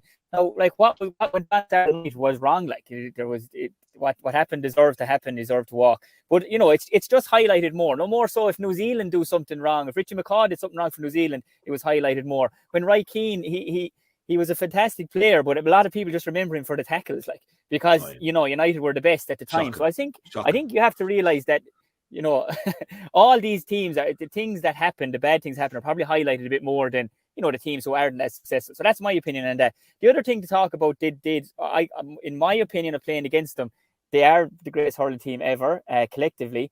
Like, did they live in the edge? I put it to you like this. Michael Fennelly put up a tweet recently of a hurley that he wrote that he had just had for the Clash. So, like, I remember standing beside Michael Fennelly, who was a phenomenal beast of a man. I think he was the start of this new generation midfield type hurler. Now you have the likes of Will O'Donoghue and these kind of guys who, as you said, Dalo, I'd be afraid playing to county hurling now at the moment. I'd be afraid I wouldn't be able to go anywhere on the Monday, let You're alone not long gone, kid. And I'm not long gone, but I tell you, I think I had the smallest calves, smallest legs ever in inter-county hurling. Like, so I'd be like someone in the primary game trying to go up against these guys. But Fennelly had this hurley for clashes, and I remember just one of the All-Irelands just looking down beside it, like as I said before, you would not use this yoke to bait cattle with. It was a rotten looking hurley, so it was. And I think a few of the Kilkenny boys actually signed it, messing it one night. He put up a tweet of it recently. But like you talk about living on the edge, like if that's not living on the edge to say, I don't care if I break this hurley. I don't care, Shane McGrath, if I break this hurley straight across your leg at throwing. I'm prepared to do that. Like I had my lovely hurley with the new grips and the boss sanded and everything ready to go. I can't believe in our tip man not being ready for that. Like, come on. But we were ready. But then I think I always laugh. Like the one guy's job for them matches was to give Michael Fennelly his hurley after throwing, and he'd be over at the other side, and his job was throwing is done, the ball is in play, bang, trade in, and Michael Fennelly gets a good hurley. And you would have seen a few of the Dublin boys, Dale, would have done it there with the graphites as well. I think. Yeah. You know, they would have had a bad hurley for the throw-in. That was the other tip man. Yeah, so well, you know, but like I'm trying to say that if that's not, I'm going to go to the edge here. Maybe sometimes you step over it. Loads of times they stepped over it. So we all stepped over to try and have a bit of success, lads. You know, we've all like. Well, I can only speak for myself. Colin Lynch used to have Conor Loughnane, Gerard's son, ready to come in with his good hurley after the throw in. Yeah, Colin had a few famous throw-ins, obviously. I did. He did. And I never really witnessed any of them because I think he was kind of coming towards the end. Maybe he didn't want to be killing lads, but I remember in the 08 Munster final he was there, and like he's some athlete like as well, and some tank of a man. But like, look, I think all successful teams, lads, go to the edge. They do step over the line sometimes, but it's because they're so good. It's because they are the best that we kind of maybe highlighted a little bit more. Sometimes they're wrong and they deserve what they get from it. But I look just to not to be baiting on about this. They'll learn from it and they move on. And I don't think, in my personal opinion, you're going to see Limerick get another red card this year. Yeah. Okay. Well, you never know. TJ's not too sure there about the facial. I just think the way they play, they're always going to be susceptible to it. There was one point I wanted to bring up, and I kind of said to you on WhatsApp last night. The role of the Mayor Forna, I think the GA are missing a trick there. Like, we have Richie O'Neill and Paul Kinnerk, like the fourth official is trying to bandage them to the stand, and he's trying to make sure they're not encroaching. I think that like what those guys do on the field week in, week out, and then they're not allowed to step up to meet their manager, and they're trying to be pushed away by a fourth official. I think it's a wrong move by the GA. I think it's part of the game. Can I respectfully say the main reason it went was your performance as the Mayor Forna in the Galway Club Championship? And again dealt with by the officials at the time. I just think it's going to matches. Dealt with by Big Barry Cullinane. Big Barry Cullinane thought it was a Big Barry in oil. But you legged it. I just think it going to a match that you like to see the shenanigans and what's going on in these guys. And I just think banishing them to the stand, I just don't agree with it myself. I think from a GA point of view, we don't want to be soccer where there's a manager standing with a shirt and tie on the sideline. I think I'd like to see the Mayor Forna back on the sideline. And again, in cases where it happened to be Limerick on Saturday night, when you're down a player and you need to reshuffle the pack and stuff, it just becomes very difficult. So I think that the Mayor Forna should be reinstated to the side of the field. I say bring back Tom Ryan with the suit on the sideline. Yeah, that's my call. Lovely bit of Limerick ham. TJ, was there any bit of action on the sideline on Saturday night between Kiley and Shefflin? There definitely was a couple of verbals, like, and no doubt about it. Henry wasn't happy about a couple of decisions, and John wasn't happy about a couple of decisions. But that's hurling. That, in fairness, it was all very, very straightforward. But they were back in their team, as you would expect as managers. But I'm just saying, I just think that we're taking away a little bit from the game. Like, you go back to the likes of maybe Dan Shannon or The Rock and all these guys, and like, I agree with you. I just think we're missing something. I wouldn't like to see that. That staying as part of the future. Especially now with the water breaks gone, you probably do need Paul back in the pitch. Like, well, we do, and that's a small point of view. But I'm just saying, I just think going forward, the GAA, like, I think, Delo, if you were training the team and you were the Mayor Forna and you have been there with, let's say, with teams in the past, I just think, like, a fourth official telling you you're not allowed onto the sideline, I think it's wrong. Yeah, I think we are missing a bit of a trick. Go on now. Will he be able to run out with the little graphics board now, the smaller version now, when he goes onto the field? Like, will he be allowed to do that? I wonder when he's doing the bare form now. Well, if you're not constantly following the egg, as Della said now very shortly, in 2 weeks' time, you can come to Limerick and you can have a look for yourself. Will we get the soft seats again like that on the night? I'll talk to my people, and if you want to be invited into the soft seats, Marco, I'll get you into the soft seats. Well, TJ, like, you're getting into soft seats all over the country, and he won't even tell you whether the horse is off or not. Like, true. True. You know what I mean? Fair point. Fair point. Now, do you know what we'll do now, right? We'll go to Limerick now next Saturday night, right? And we might go to Murty's afterwards, because you're promising night out now with 2 years. Like, I tell the daughters to drop you in, and we'll drop you out. Now you're sorted. Again, a bit like your team, yeah. We're playing you on Sunday week at 3:45 in the Gilly Grounds. Yeah, it's 2 weeks' time. And We couldn't even have it on the Saturday night. It's a disaster. Yeah, I was going to say the Saturday night anyway. The Clarecastle senior hurlers are having a little bit of a bonding day, I think, in County Galway. We're going up playing an old game, I think, and there might be a stop in Gort or somewhere on the way back, and just let them. And that's the end of it. Then they want to have another drink until the All Ireland Club final. If they're listening, I'm serious. Anyway, that's the quote of the weekend has to be from Mr. Donald Cusack. TJ, he said after Ballygunner beat Ballyhale, he says, "'Tis certainly, Joanne, a bad week for cats." Obviously, reference to the West Ham centre half. Zuma and Ruddle. It was very good. It was very good. And it continued on to Thurles yesterday, lads, with Tip pulling out the win. I really enjoyed the second half. I presume you were watching, Shane. You were probably caught on the road, were you? You would listen to John Milan and Pádraig Lodge. I know, and when you hear Milan can't make something exciting, you know the forecast is bad thing. Pádraig, there's an awful feel of a challenge match to this one, like, you know. But you know, when you hear a lad do the commentary and he's like, so why you all there now? Like, geez, this must be brutal. And I recall when I got home, from talking to the people who were at it, the first half was brutal. And I think it was a kind of both teams are trying a system and kept breaking down, and everyone in the crowd was like, "Will you just hit it in?" And this isn't working. But like more so than Ballygunner, you have to trust the system. You have to trust the process they're trying to get to. But look, it probably was one of the most boring first halves in Tip Kilkenny terms anyway. You know, it's fairly exciting. But look, completely, no more so than what was down in this now, in my opinion, Dalo. The second half was a completely different game. I think in stadium was a different game. What'll Bonner be happy about? I think he'd be very happy with how the lads responded after was it Tyga Dwyer got the goal for Kilkenny, and then Pádraig Walsh, I think that's a little debate to be had as well, lads. Where is this man's best position? 4 points from play centre forward.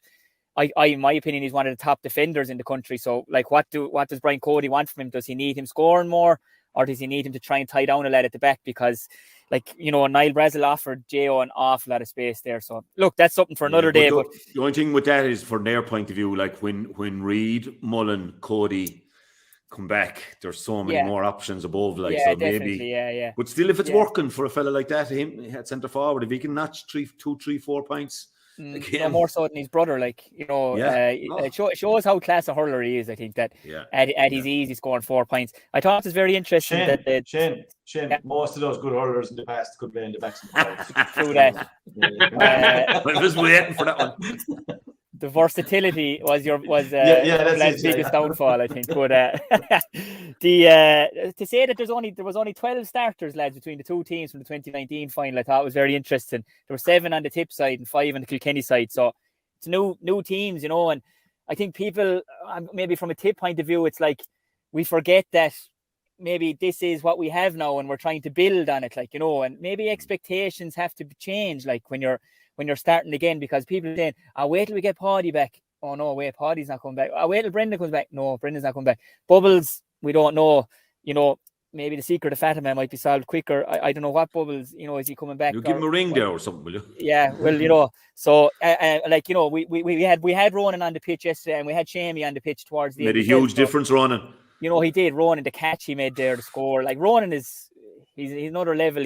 He'll be a great captain for Tip, because he'll do his talking on the pitch no more so than his brother did. But like, I think Bonner will be happy with how they reacted. You know, Barry Heft nipped in with 2 points, which normally Paddy was kind of doing from the half back line. I think the way we're trying to play will suit one player in particular very, very well for us. And I think he's been outstanding so far this year, and that's Cathal Barrett. And I know we're talking about players playing on the edge. He does. But I tell you, lads, Barrett loves being on the ball. He has so much self-confidence and belief in himself, but he backs it up. He backs it up with performances. And I think the way we're trying to play, maybe work the ball out, will suit Barrett. I thought he was outstanding yesterday. I really, really did. Brilliant in the second half. He was brilliant. Yeah, he was actually brilliant against Laois as well. A lot of people don't know that because it wasn't really too much shown. He's at home. He's really enjoying this system of play at the moment. You know, Kilkenny had 11 different scores as well. So I think, look, all in all, like, I think Bonner's delighted to have the 2 wins from 2, to beat Kilkenny at home. And as I said, to get the reaction they did, not to fall away after Kilkenny made the big comeback. You know, Jake is starting to show a good bit of form there as well now. Jake Morgan looks the part of cornerback. Jake Morgan is at home there as well. He's very comfortable on the ball, no more so than Barrett is. You know, I said Barry Heff was good. The boys midfield are doing fine, and Flynn's doing fine. I just think that people need to realise, Dalo, that we don't have the world of lads to come back. We're kind of, this is kind of what we have now, maybe 85-90%. Bar, you know, maybe hopefully Bubbles will come back soon, and Shah will get back to full fitness. And you know, Noel is only on his honeymoon a couple of weeks as well. So, like, you know, and John. But, you know, still, we kind of have maybe 70-75% of lads, and you throw those guys into it as well. That I just think that maybe the perception that, you know, we should be winning All-Ireland. I don't think we should be winning All-Ireland. I think that we need to be realistic as well with what is success for Tip this year. Success for Tip this year maybe is get to a Munster final and be very, very competitive at All-Ireland semi-final stage, in my opinion. And maybe not everyone would like to hear that. That's my opinion. Just 2 things on that, though. I do think even awful and naturally gifted players. Like, I mean, honestly, I really think Jason Ford is stepping up as a real leader now. And I had my doubt, but I believe J.O.'s problem maybe was he used to get very nervous before the games and that kind of thing when he was younger. And, you know, but like the less free, even summed him up with 5 from play, 5 from frees in a dogfight like that it became. I just think if Bonner could settle on the right with the 2 McGraths back, let's say, Ronan obviously starting, maybe Shamey kind of in a David Burke sort of a scenario now, coming in. But if he could settle on the right, like in loving the way Jake Morris is starting to motor and take on leadership, and I just think, and look at ambitions for any team. I think you have to be in the 3 in Munster first, which is, you know, you could say win the Munster, get the fine, be in the 3. You know, that was Kylie's way, kind of in 18 and 19, like get into the 3, and that's going to be back again to an absolute, you know.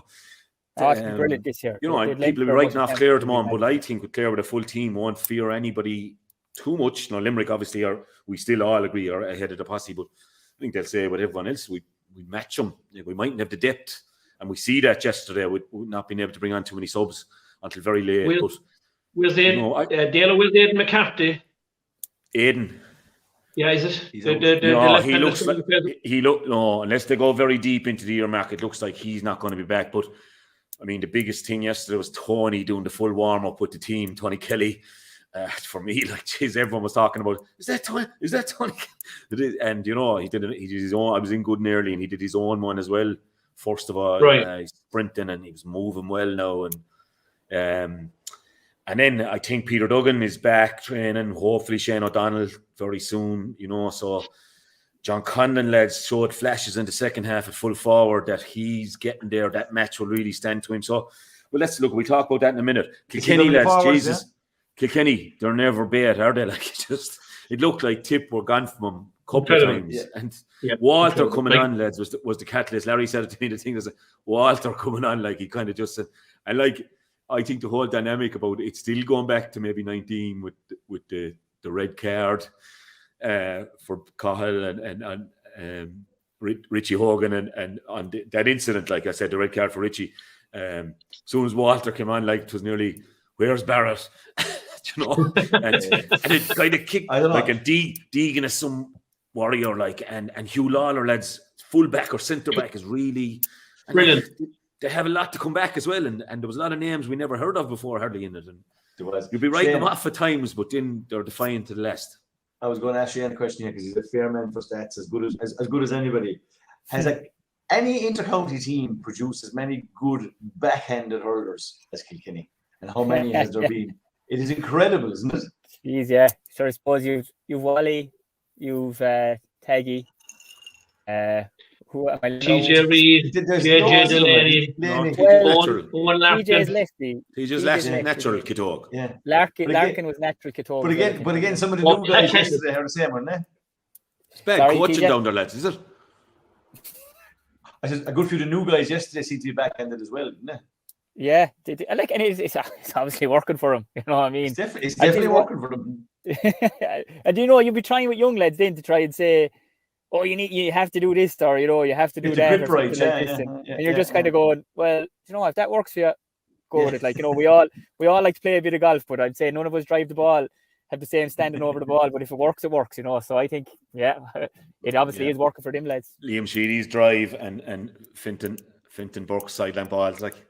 I do think the sideline should be worth 2 points outside the 45 lads.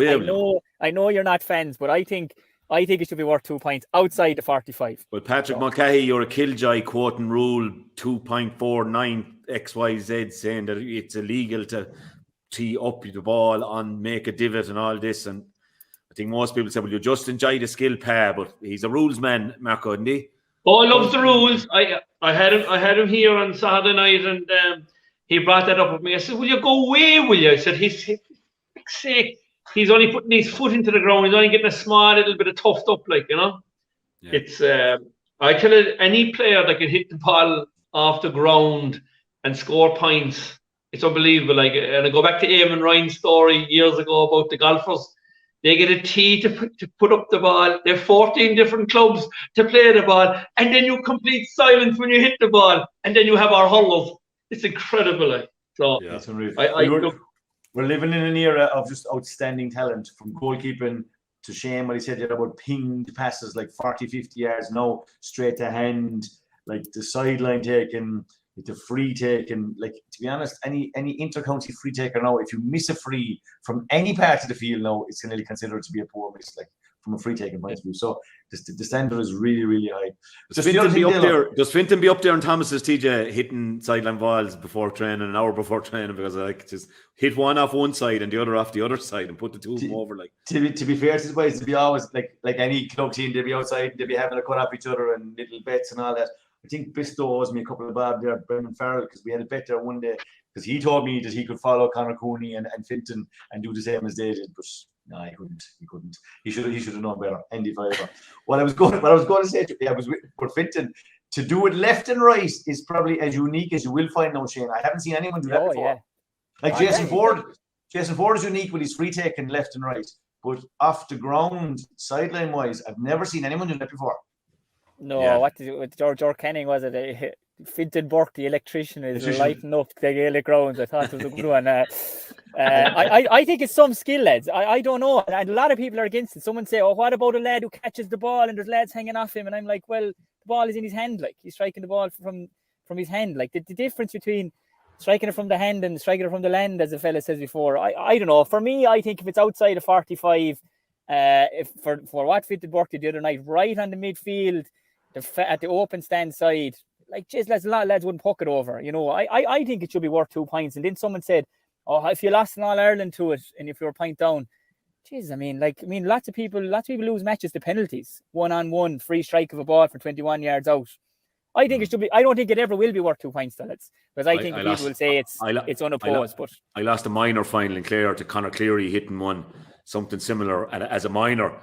No, 1 point was enough because it was a drawn match into injury time, Cleary. And I said, not so bad, a line ball. And some of our lads were roaring that was our line ball. And I said, look, it's a line ball. Like, we just deal with it when he hits it in and we clear it and we get a replay. Jesus, next thing, this York started sailing. And that was it. Nearly were champions. But good win for Colin Bonner. Cody won't press too many panic buttons yet, but he'll liken to be having the Ballyhale as, and be hard for them to pick up the pieces straight away as well. When about maybe the Ballygunner fellas will find it easier to go back in, but I suppose Ennis as well. Then Shane, you were there, you're the bird's eye up above in our massive stand. Terrible first half use of the ball, terrible. Our puck outs improved in fairness to Ever Quilligan. I was a bit critical here of him last week, but it wasn't his fault. He pinged the ball 70 yards to lads and they dropped them off their hands, and it was just fragmented. But, and we'll say, our Wexford should have been further ahead at half-time. I haven't played into the wind. But whatever Lohan said at half-time, we got a great second half out of it, didn't we? And bringing in Patrick Crotty alone, it's just brilliant. 19 years of age. He's just a throwback, isn't he? He's I don't care. he's like your former teammate, Dalo, the Conor Clancy. Was it the Claw? Did you call him the Claw? No, Claws. yeah. Claws. I actually played interforms with him one year, and I've never worked a day in my life in the same place as him. But sure, that's the way these interform teams get picked, you know. So there was an analog or someone like that he was working with. But I think Crotty was a real throwback with the socks. The old school blue socks pulled up to the knees, you know, Kyotog. But I think the crowd love him, Dalo. I think when he came on and didn't know was he going to shoot, is he going to throw it out? He made a couple of great catches, but like he scored 1 point from play with the wind. He scored 8 points against the wind. But one of your stewards came up to me and said, "That's the scoring goals. They are them goals." And I said, "There's a hurricane blowing down the other way." He goes, "I'm telling you, that's the scoring goals." So we were on the radio, right? Kyle, and you were after maybe getting the 6th or 7th point. John Conlon maybe got one. He goes, and he roared, "Didn't I tell you they were the scoring goals?" I know, yeah. So I thought much improved second half, but massive win for Wexford, massive win for Dara to go down there. Fortress Cusack, he talking to during the week, and you know Wexford always find it hard to beat Clare. They have over the last 2 years, and to go down there and although Davy reminded us last night that they've won in the league there at the last 2 years, although they were knocked out of the championship by Clare in the last 2 years. Yeah, but I thought, look, we could look. You know all the who scored what? The O'Connor brothers between them scored. Was a 113, 114. What about Rory O'Connor? Shane? Rory was serious 1-4. Like they have a kind of a system at the moment. I don't think they have an out and out sweeper. D. O'Keefe does drop back and cut off space, but I think they'll go short to a certain zone and they want to get it in. Then a good quality ball inside. When they did get it in, O'Connor, he scored 1-4 from play. You know, Rory Hayes had his hands full with him for a little while. I thought Rory Hayes was brilliant in the second half. Paul Flanagan the same. You know, got Rory Hayes on him all the time, though. You know, the legs on Paul, for Rory's faster. Like. That's it. And even Conor like Wexford, I thought Conor Cleary did a great job as well, full back. On Conor McDonald. Look at the way Wexford went away from launching ball in there because Cleary was winning them, snapping them, throwing them out to the boys, but. I think it was a great win for Wexford to go down there. I think you know they're going to Galway now knowing that they don't have to win, and it takes a bit of pressure off them going up to Salt Hill because they have their 4 points. But you know, I think from your side, Dalo, and I know the lads will probably feel the same. Like your best players were in tracksuits poking around in the field after the match. You know, like some of your best players, Peter Duggan was poking around with David Mack, Tony Kelly was there. He did his bit of a warm up. I think Shane O'Donnell is so important to you. I think he's equally as important as Tony Kelly is to you. You know, get John Conlon back another few games. I think when you have everyone on the field, have all your best team in the field, I think your own clubman, Keane Galvin, was named as 25 there yesterday. Played a bit of Fitzgibbon last week, didn't he? So he's going to be a big push on. But I Mark Rogers and Shane Meehan were really good yesterday. Rogers from the freeze scored 10 of them. But I think Shane Meehan, if you get him into a bigger pitch, I know you love like Cusack Park, Fortress Cusack, but I think Shane Meehan is the same size as Croke Park and Thurles. Stop, will you? Jesus. It is. There's no way anyone pucks the ball as far in. I'll send you on the chart. It's bigger than the Gaelic ground. I think it plays smaller though. I think it plays smaller. Does because the crowd is on top of you. Like. I thought Loughnane behind the sidelines there years ago. I did, but that has happened a few times. That has happened a few. The footballers regularly bring him in about 4 yards. I have a very interesting question for you now, right? On the black card. Clare were 3 points down, right? Right? Dermot Ryan makes a brilliant run on the outside, right? I'm not sure now who had the ball, who tried to make the pass to Dermot Ryan, right? So he was professionally fouled, so the pass didn't go to hand, right? But it's not. It was a definite goal scoring chance, but it wasn't a black card. Yeah. Do you remember the incident? Near the end now, is it? Yeah, near the end, yeah. Yeah, it was Carl Malone was fouled, is it? I think it was Carl Malone, yeah. He was just about to offload the ball to Dermot Ryan, and he was fouled, and then they put the free over the bar to bring it back to 2. I'm just saying in terms of the black card, it looked like it was definitely a goal scoring chance, but it wasn't the actual guy who was getting the ball was fouled, you know that way. Yeah, I think what's happened there, lads, with the black card, and we were, you know, even last week, the 2 Dublin ones are very doubtful if they were black cards. That's hard to believe now with the goalkeeper taking out Jack Prendergast, Mark. Because there's three specific rules. Just looked into it a bit more during the week, right? it's a pull down, and the goalie didn't actually know. He held him, but he didn't pull him down. A careless use of the hurley or a trip with the foot, the hurley, or the hand. They're the 3 criteria. And even the first one, McKean O'Callaghan going across to Colin Dunford, like he just charged at him with his chest and knocked him, but he didn't pull him down.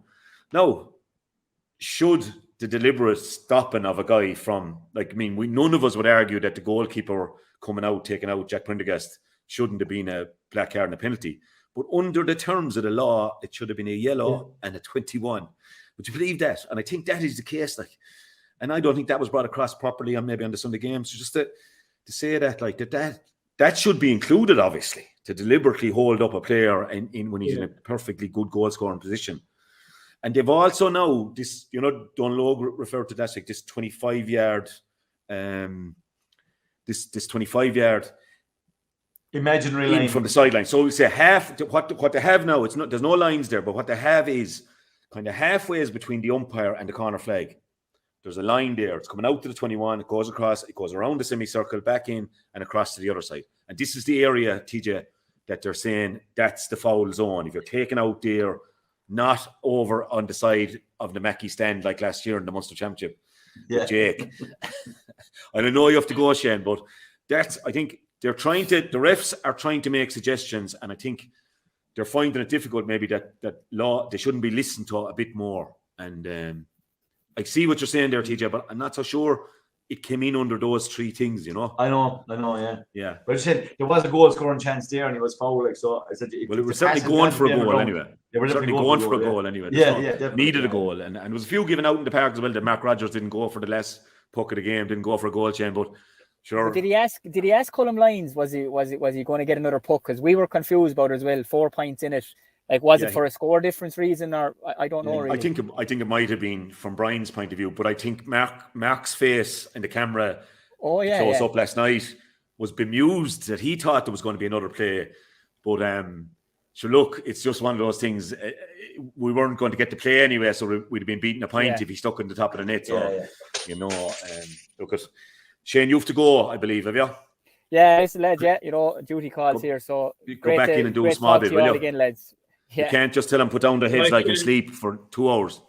We're going strong with the confirmation practice now at the moment. We're looking forward to the Bishop coming in on March the 11th. So Shane said, tip her back. Don't forget. Tip her back. You wouldn't give us one of the songs for the choir for the confirmation day there before you go, would you? I think On the Wings of a Dove. Will you sing it? Go. Give us the chorus there. The Wings of a Snow White Dove. I think Mark Landers, you might know it. Would you? The Night Out, Naughty Browns. You can give it to us. I want a couple of pints of chorus, I think, Shane, before I'd be able to sing that one. No bother at all. We're actually looking for a few for the choir for the confirmation day, Mark. So if you're available on Friday, Mark, call up at the Ballygunner. We'll travel if you invitation. Well, Shane, between Naas and Maidan and Huntington and Wetherby, he's everywhere at the moment. The man is like the Holy Ghost, and that's what you're bringing into these children now in a few weeks' time, or the Bishop is anyway. Landers the same. Good luck, kid. All right, lads. Good to talk to you again. Talk to you. Cheers, lads. We're going on today, but I knew there was a lot to talk about, and I suppose Landers topping the fantasy league was always going to be a major talk. Hey, come here. Listen to me. Go back there, small bit. We forgot to say now about the line coming in from the sideline. I think there was somebody suggested that last year as well, Was that you again? So, I can't help it, Dela. I can't help it. It's got to be practical. He's on a roll, TJ. Yeah, he's on a roll. Lads, big wins. Dela, as you know, as Liz Howard will tell you, everybody is listening to the podcast. I just couldn't leave it. She got a bit upset with you, didn't she? She did. She gets upset. She gets upset with me regularly enough, Mark. I don't know why, but she checked me there last year at one stage. I used a bit of foul language on the show, and I suppose we shouldn't, but I think it was no more than a reference to God in another way. But Liz didn't like it either. So, look, sorry, Liz. I don't mean to offend you. Great. I know you were making your debut. I know, in fairness, you were making your debut for the Railway Cup and stuff, and that new and bit early, but look, a couple of lads that from Tipperary were well experienced, and a couple of All-Ireland medals in their pocket. I'm sure they were probably after a hard week's work, they wanted a couple of points, in fairness. So what else would you be doing? I wasn't bitter coming down the road, Mark, that a few of mine, because look, they know who they are. And Liz, if you think it's rubbish, they know who they are. And none of them rang me to say, Dalo, I wasn't in the nightclub in Carrigdale. I didn't begrudge them going there either. Look, but anyway, Liz, relax a small bit, will you? We're having a bit of crack about that. Lads, we'd have to, we mentioned Waterford, we'd have to mention Cork, I suppose, or else TJ, he'll stay on, he'll ring us back later on. Mark Keane. Yeah, forward. Played a lot of it at wing now. What was your assessment? I suppose, I think they're looking down the track is probably how are they going to use him, right? You have Kyle Hayes, and I think they're looking at the bigger picture here. The two twin towers that have Diarmaid Burns and Kyle Hayes, that you have to break down that Limerick half forward or half back line with your half forwards if you're going to have any chance of beating them. He's very quick as well. I think he's plenty hurling now. But he's very quick as well. Huh? Like, he's very quick. Like we say, if Kyle Hayes goes on a run, he'll catch him. Yeah. He's lightning fast. Like I saw him, he took off there one move. Gee, Mac. Yeah. But I always thought that we had enough forwards there down through the years, and I'm just wondering, do we need them? And we were always saying that we had a problem with our backs. So, the funny thing is, after the weekend, having seen a couple of clips of him, I actually, I'd like to see him playing full back if I was actually going to pick him at all. Because I think that's the one area that we might struggle. And he has pace. Downey slotted in last year at full back and was great from a hurling point of view, but he was caught for a bit of toe. He do fine in the wing. John Melrick, plenty toe, but lacks physicality. But I liked him against Clare, Melrick. I liked him against Clare, John Melrick. Yeah, but he got turned for the goal, Dalo, very easy as well. I just think your fullback needs to have a fair bit of physicality. I think they have two. I'd actually like to see John Melrick playing cornerback with Mark Keane fullback and Sean O'Donoghue in the other corner. I think Niall O'Leary is a good hurler, but I just don't think he's aggressive enough. I don't think he's your Sean Finn. He wants to play too much hurling, and I think you have to have a bit more scut than you to play cornerback. So he needs to add that game to I'd be concerned with your fullback, in my own view. I think Tim O'Malley, Mark Coleman is doing fine. The Downey, I think Downey will come in the other wing when it comes down to it.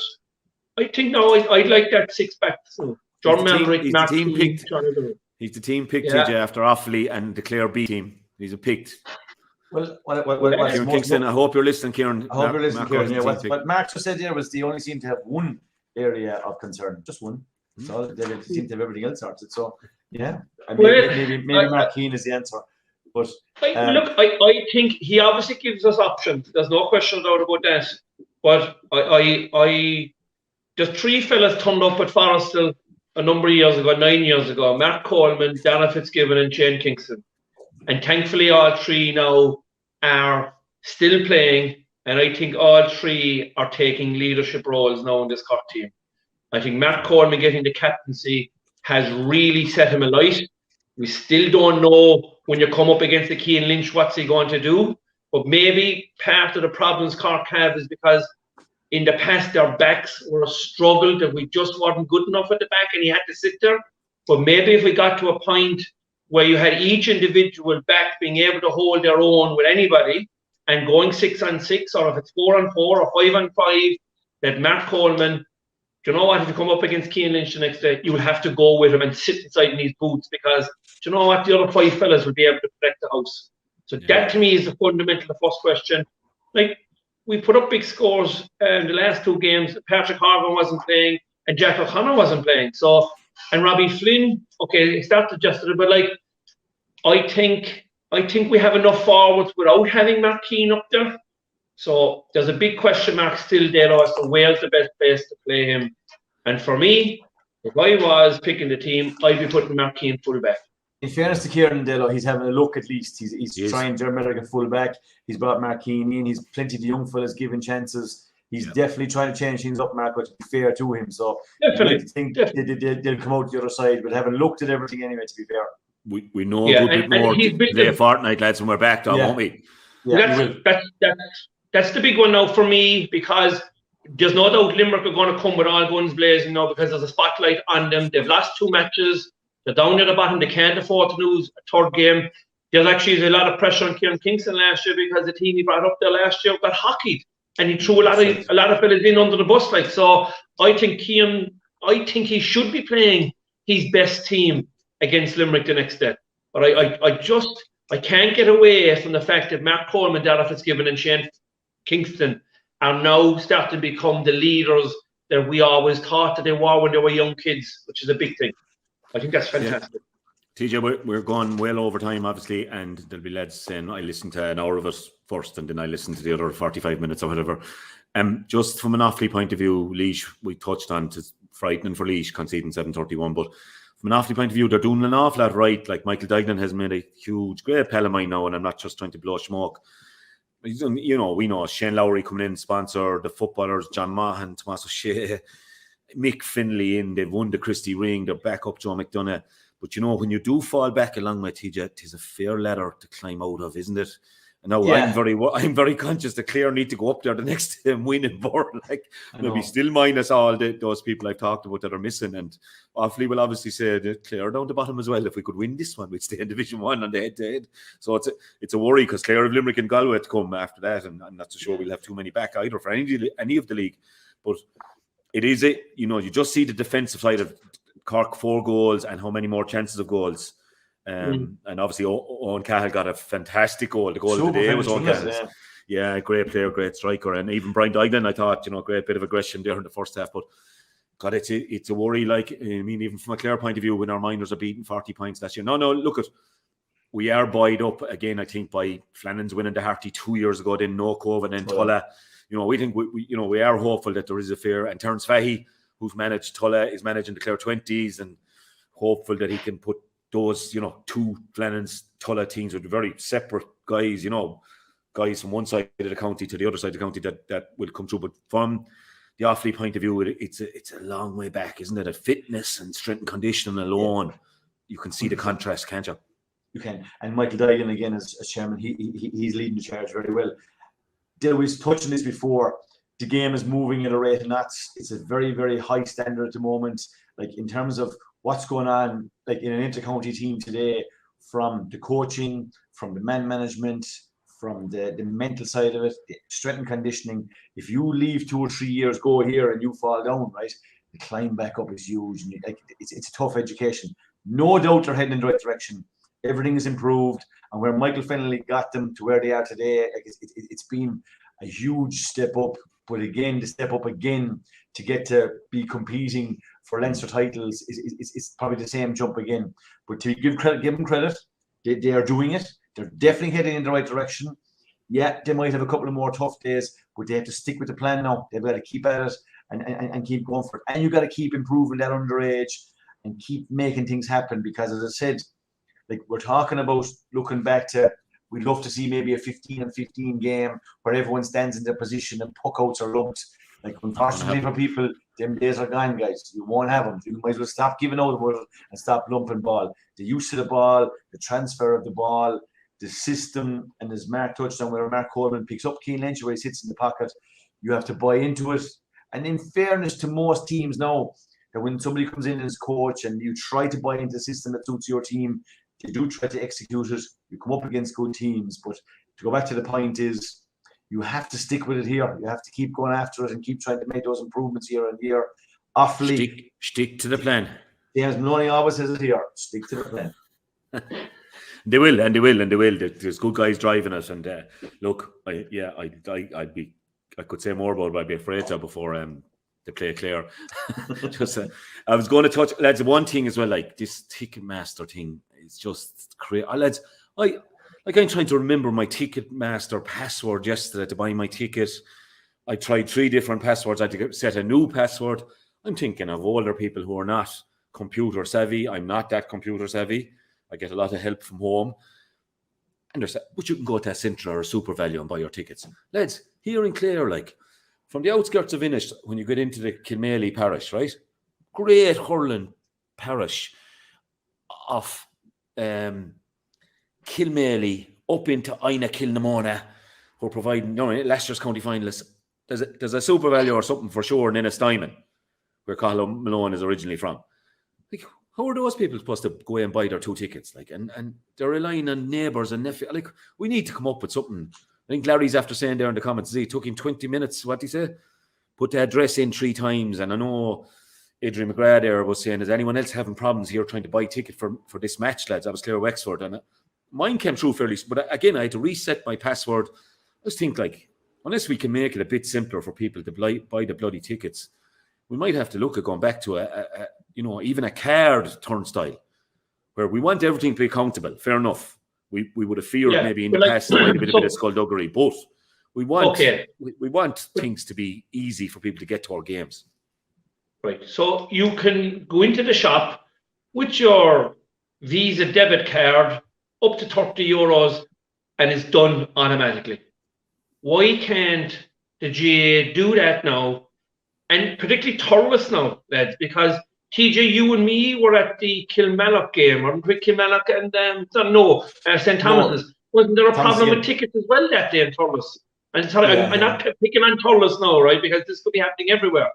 But the problem wasn't with Thurles. They were fine. The problem was with Ticketmaster, I think. And I think yesterday again, did I see something that Ticketmaster was down worldwide or something for a period of time or something. So that it was the online system where the problem was. But the key question is do we want all these tickets to be pre-purchased, or do you want a facility on the day where you decide 2 hours before the game, no one will rock onto the game, and you can just go in and pay by card and pay by cash? I agree with Dalo. It should be simple. There should be at least 1 or 2 styles there where you can pay to go in on the day. Like I think it's a very simple facility, really. Well, we all know how good Larry Ryan is on a computer, all of us, and the stuff he has to edit out of this show at times. But it took him 20 minutes to buy his ticket in the Dome in Thurles yesterday, probably having a snaky pint, Larry. And, he put in his address 3 times. Like, so we have to come up with something better than that, lads. So we'll say that, we'll poke it out, we just give our opinions here. We're not trying to dictate any laws, we give our opinions. TJ wants to wear 4 in the back. I want proper people to be able to go to a match easily. As I said, there isn't a Centra or Super Value in a 30-mile zone there in that area of Clare, Hurling, stronghold, part of Clare, Ina, Kilmone and Kilmaley. So hold on here, we have to make it easier for people to get to our games. Now, can I just mention one thing? I went to the rugby match 2 weeks ago. We know. You're freezing there. You're freezing. The ticket was bought and the barcode was scanned to my phone, and all I did is I walked up. There was no one at the gate, just a scanner. Put the phone on it, and the gate's open. Was that corporate? No. Stand. Normally stand. Yeah. But still, it's a span new Aviva. We all look. We just have to invest in places like Thurles and Cusick Park that we can do it. But still, Mark, you still had to get barcodes. Like, there's people out there are not savvy enough to be able to download that and I understand that, right? I understand that, and there is an age group then, Anthony, right, from probably 30 years of age downwards, and that's easy peasy to them, right? Because 100%. That's what they're doing all their life. And unfortunately, for the older generation, right, it's no different than going into the bank in the past. You queued up, you met the teller, they took your 20 quid, you lodged it, right? You can now go to the self machine, you put in your card, put in your money, and it's done. You don't have to meet anybody. So. And if you were a bit shook on a Monday, in the bank, and you knew he was a good old hurling man, you could keep him at the counter for about 20 minutes chatting about the match. It was like a podcast before there was a podcast on it. Come here, what did you make your man in goal? Or what? And the queue building up, and the girls looking across at you at the counter. So, would you ever take the next pub? The good old days of banking. I still think, Mark, I know my 94-year-old father-in-law probably drove in. Yes, no, I'm not certain, but he will. He'll drive in the next couple of weeks anyway into Cusick Park. Tough man. Like, for him now to be the lads will buy him his tickets, and his sons and daughters are a great team, and they'll buy him his tickets. But if they hadn't, just say he had 3 kids now, he's lucky. He's a lot it's more. Not ideal. It's not ideal. No, if he had 2 children and they were both had immigrated to one to Australia, one to America, and no neighbours around him, and I just don't think that's what the GAA like. Banking has gone to that, Mark. And let it go to that. And I know, look, My two ladies have no problem downloading their ticket, but Larry couldn't download his ticket. You know, so I just think we need to up our game on that. We need to go as well. We need to go. I just want to say, lads, one thing as for me, the goalkeeping lads gone to a new level. Every county, every club team now nearly has a goalkeeping coach. I'm sick of listening to goalkeepers there. Owen Murph made a bit of a mistake. He doesn't make too many from puck out. The save he made from Jake Morris near the end of it. Brian Hogan save, full length. Ever Quilligan save, and the goal still came off it. Mark Fanning. John Conlon must have gone up to him after the match and said, Jesus Fanning, would you don't come up here no more? He saved 3 point blanks from John Conlon. Alan Nolan save above in Belfast. Go back to the club finals. Stephen O'Keefe and the goal still came off it. And Dean Mason made another great save in the goal. And I'm probably leaving out a load of other good saves. With the level of goalkeeping, lads, hats off to you. I don't know, but you weren't always my favourite people in the world. But hats off to you. You might be over sexing this moment there. I'm kind of half sick of listening to the goalkeepers union and keep going on about it and on about it. Oh, still not. No, fair play. Credit where credit is due. Brilliant. We'll come back to TJ. Fogra. The steps in the hand pass, we'll come back to them on another day. They're definitely going to be an issue coming down the track. Goals scored. Even one scored against Limerick last week, and we weren't making a big deal about it, but that's the way we just get on with things. Unbelievable weekend. Landis touched on there for me the weekend. The GAA, the amount of hurling on the weekend, the access that we got to go Saturday night, to see the game on Saturday, to see the couple of games yesterday, GAA TV, to be able to see all these games coming down the track. That's definitely going to happen. But I suppose you saw everything over the weekend. Like, I had to wear my RTE hat here now. You saw everything over the weekend, like you wanted to see. You saw all the great highlight. 2 hours last night, like. Yeah. Yep. It's only when that football league is on we have problems. Yeah, that's probably it. Yeah, okay. But anyway, it's coming on the track. Poor old Joanne in the Tyrone. Jesus, you dismissed her fairly quick now, lad Dale, huh? I don't care about football in this show. Yeah, well, look, Joanne must come in. The Tyrone footballers should be looking at this tonight as if they would be and feeling sorry for themselves. And it's 2 different. Like, that match is held up for nearly 10 minutes with fellas MMA choking each other on the ground and stuff. I don't know. Like, I didn't see the comparison, but look, Joanna's top class. Stop. Brilliant. The drenching she got below on Tralee the previous week and Spillane with the umbrella over him. Like, where would you get it? Like, you're at it. Taylor, does the weekend belong to Desi and his magic and the boys from Ballygunner? Or does it belong to Harry Ruddle? Or does it belong to 370 pint Marco? I think it's a toss-up. Both entitled to go in and enjoy Monday evening. Jackie, get out your best guna. He's bringing you to Castlemarker to celebrate for Valentine's. He's going to buy the wine. He's going to get up the lads in the morning, bring them to school, let you have a lie in, Jackie. He's cock-a-hoop he is this evening. So get it done, Marco. Get it done. The fantasy boy. The fantasy. Honda Queen. Number one, lads. Honda Queen. Right. Yeah, you'll call the championship one the toothpicker now once he's going well and he's let off the leash. Go on. We'll be half the day. Mick Shea again will be outside. Knocking on the window. A pint in the small one. You see, Jen. It's only the Alliance Leagues. It's only February. Only a warm-up.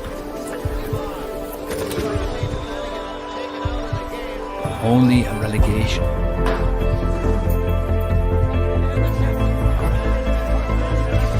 Only a bit of fun.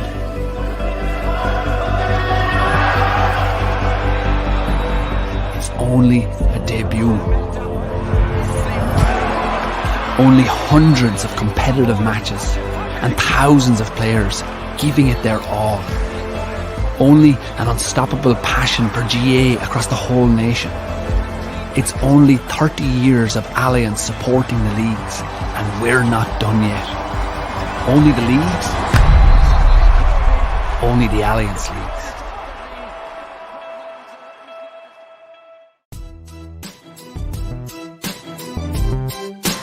A grain of rice is going to tip the scale. Just remember that, lad.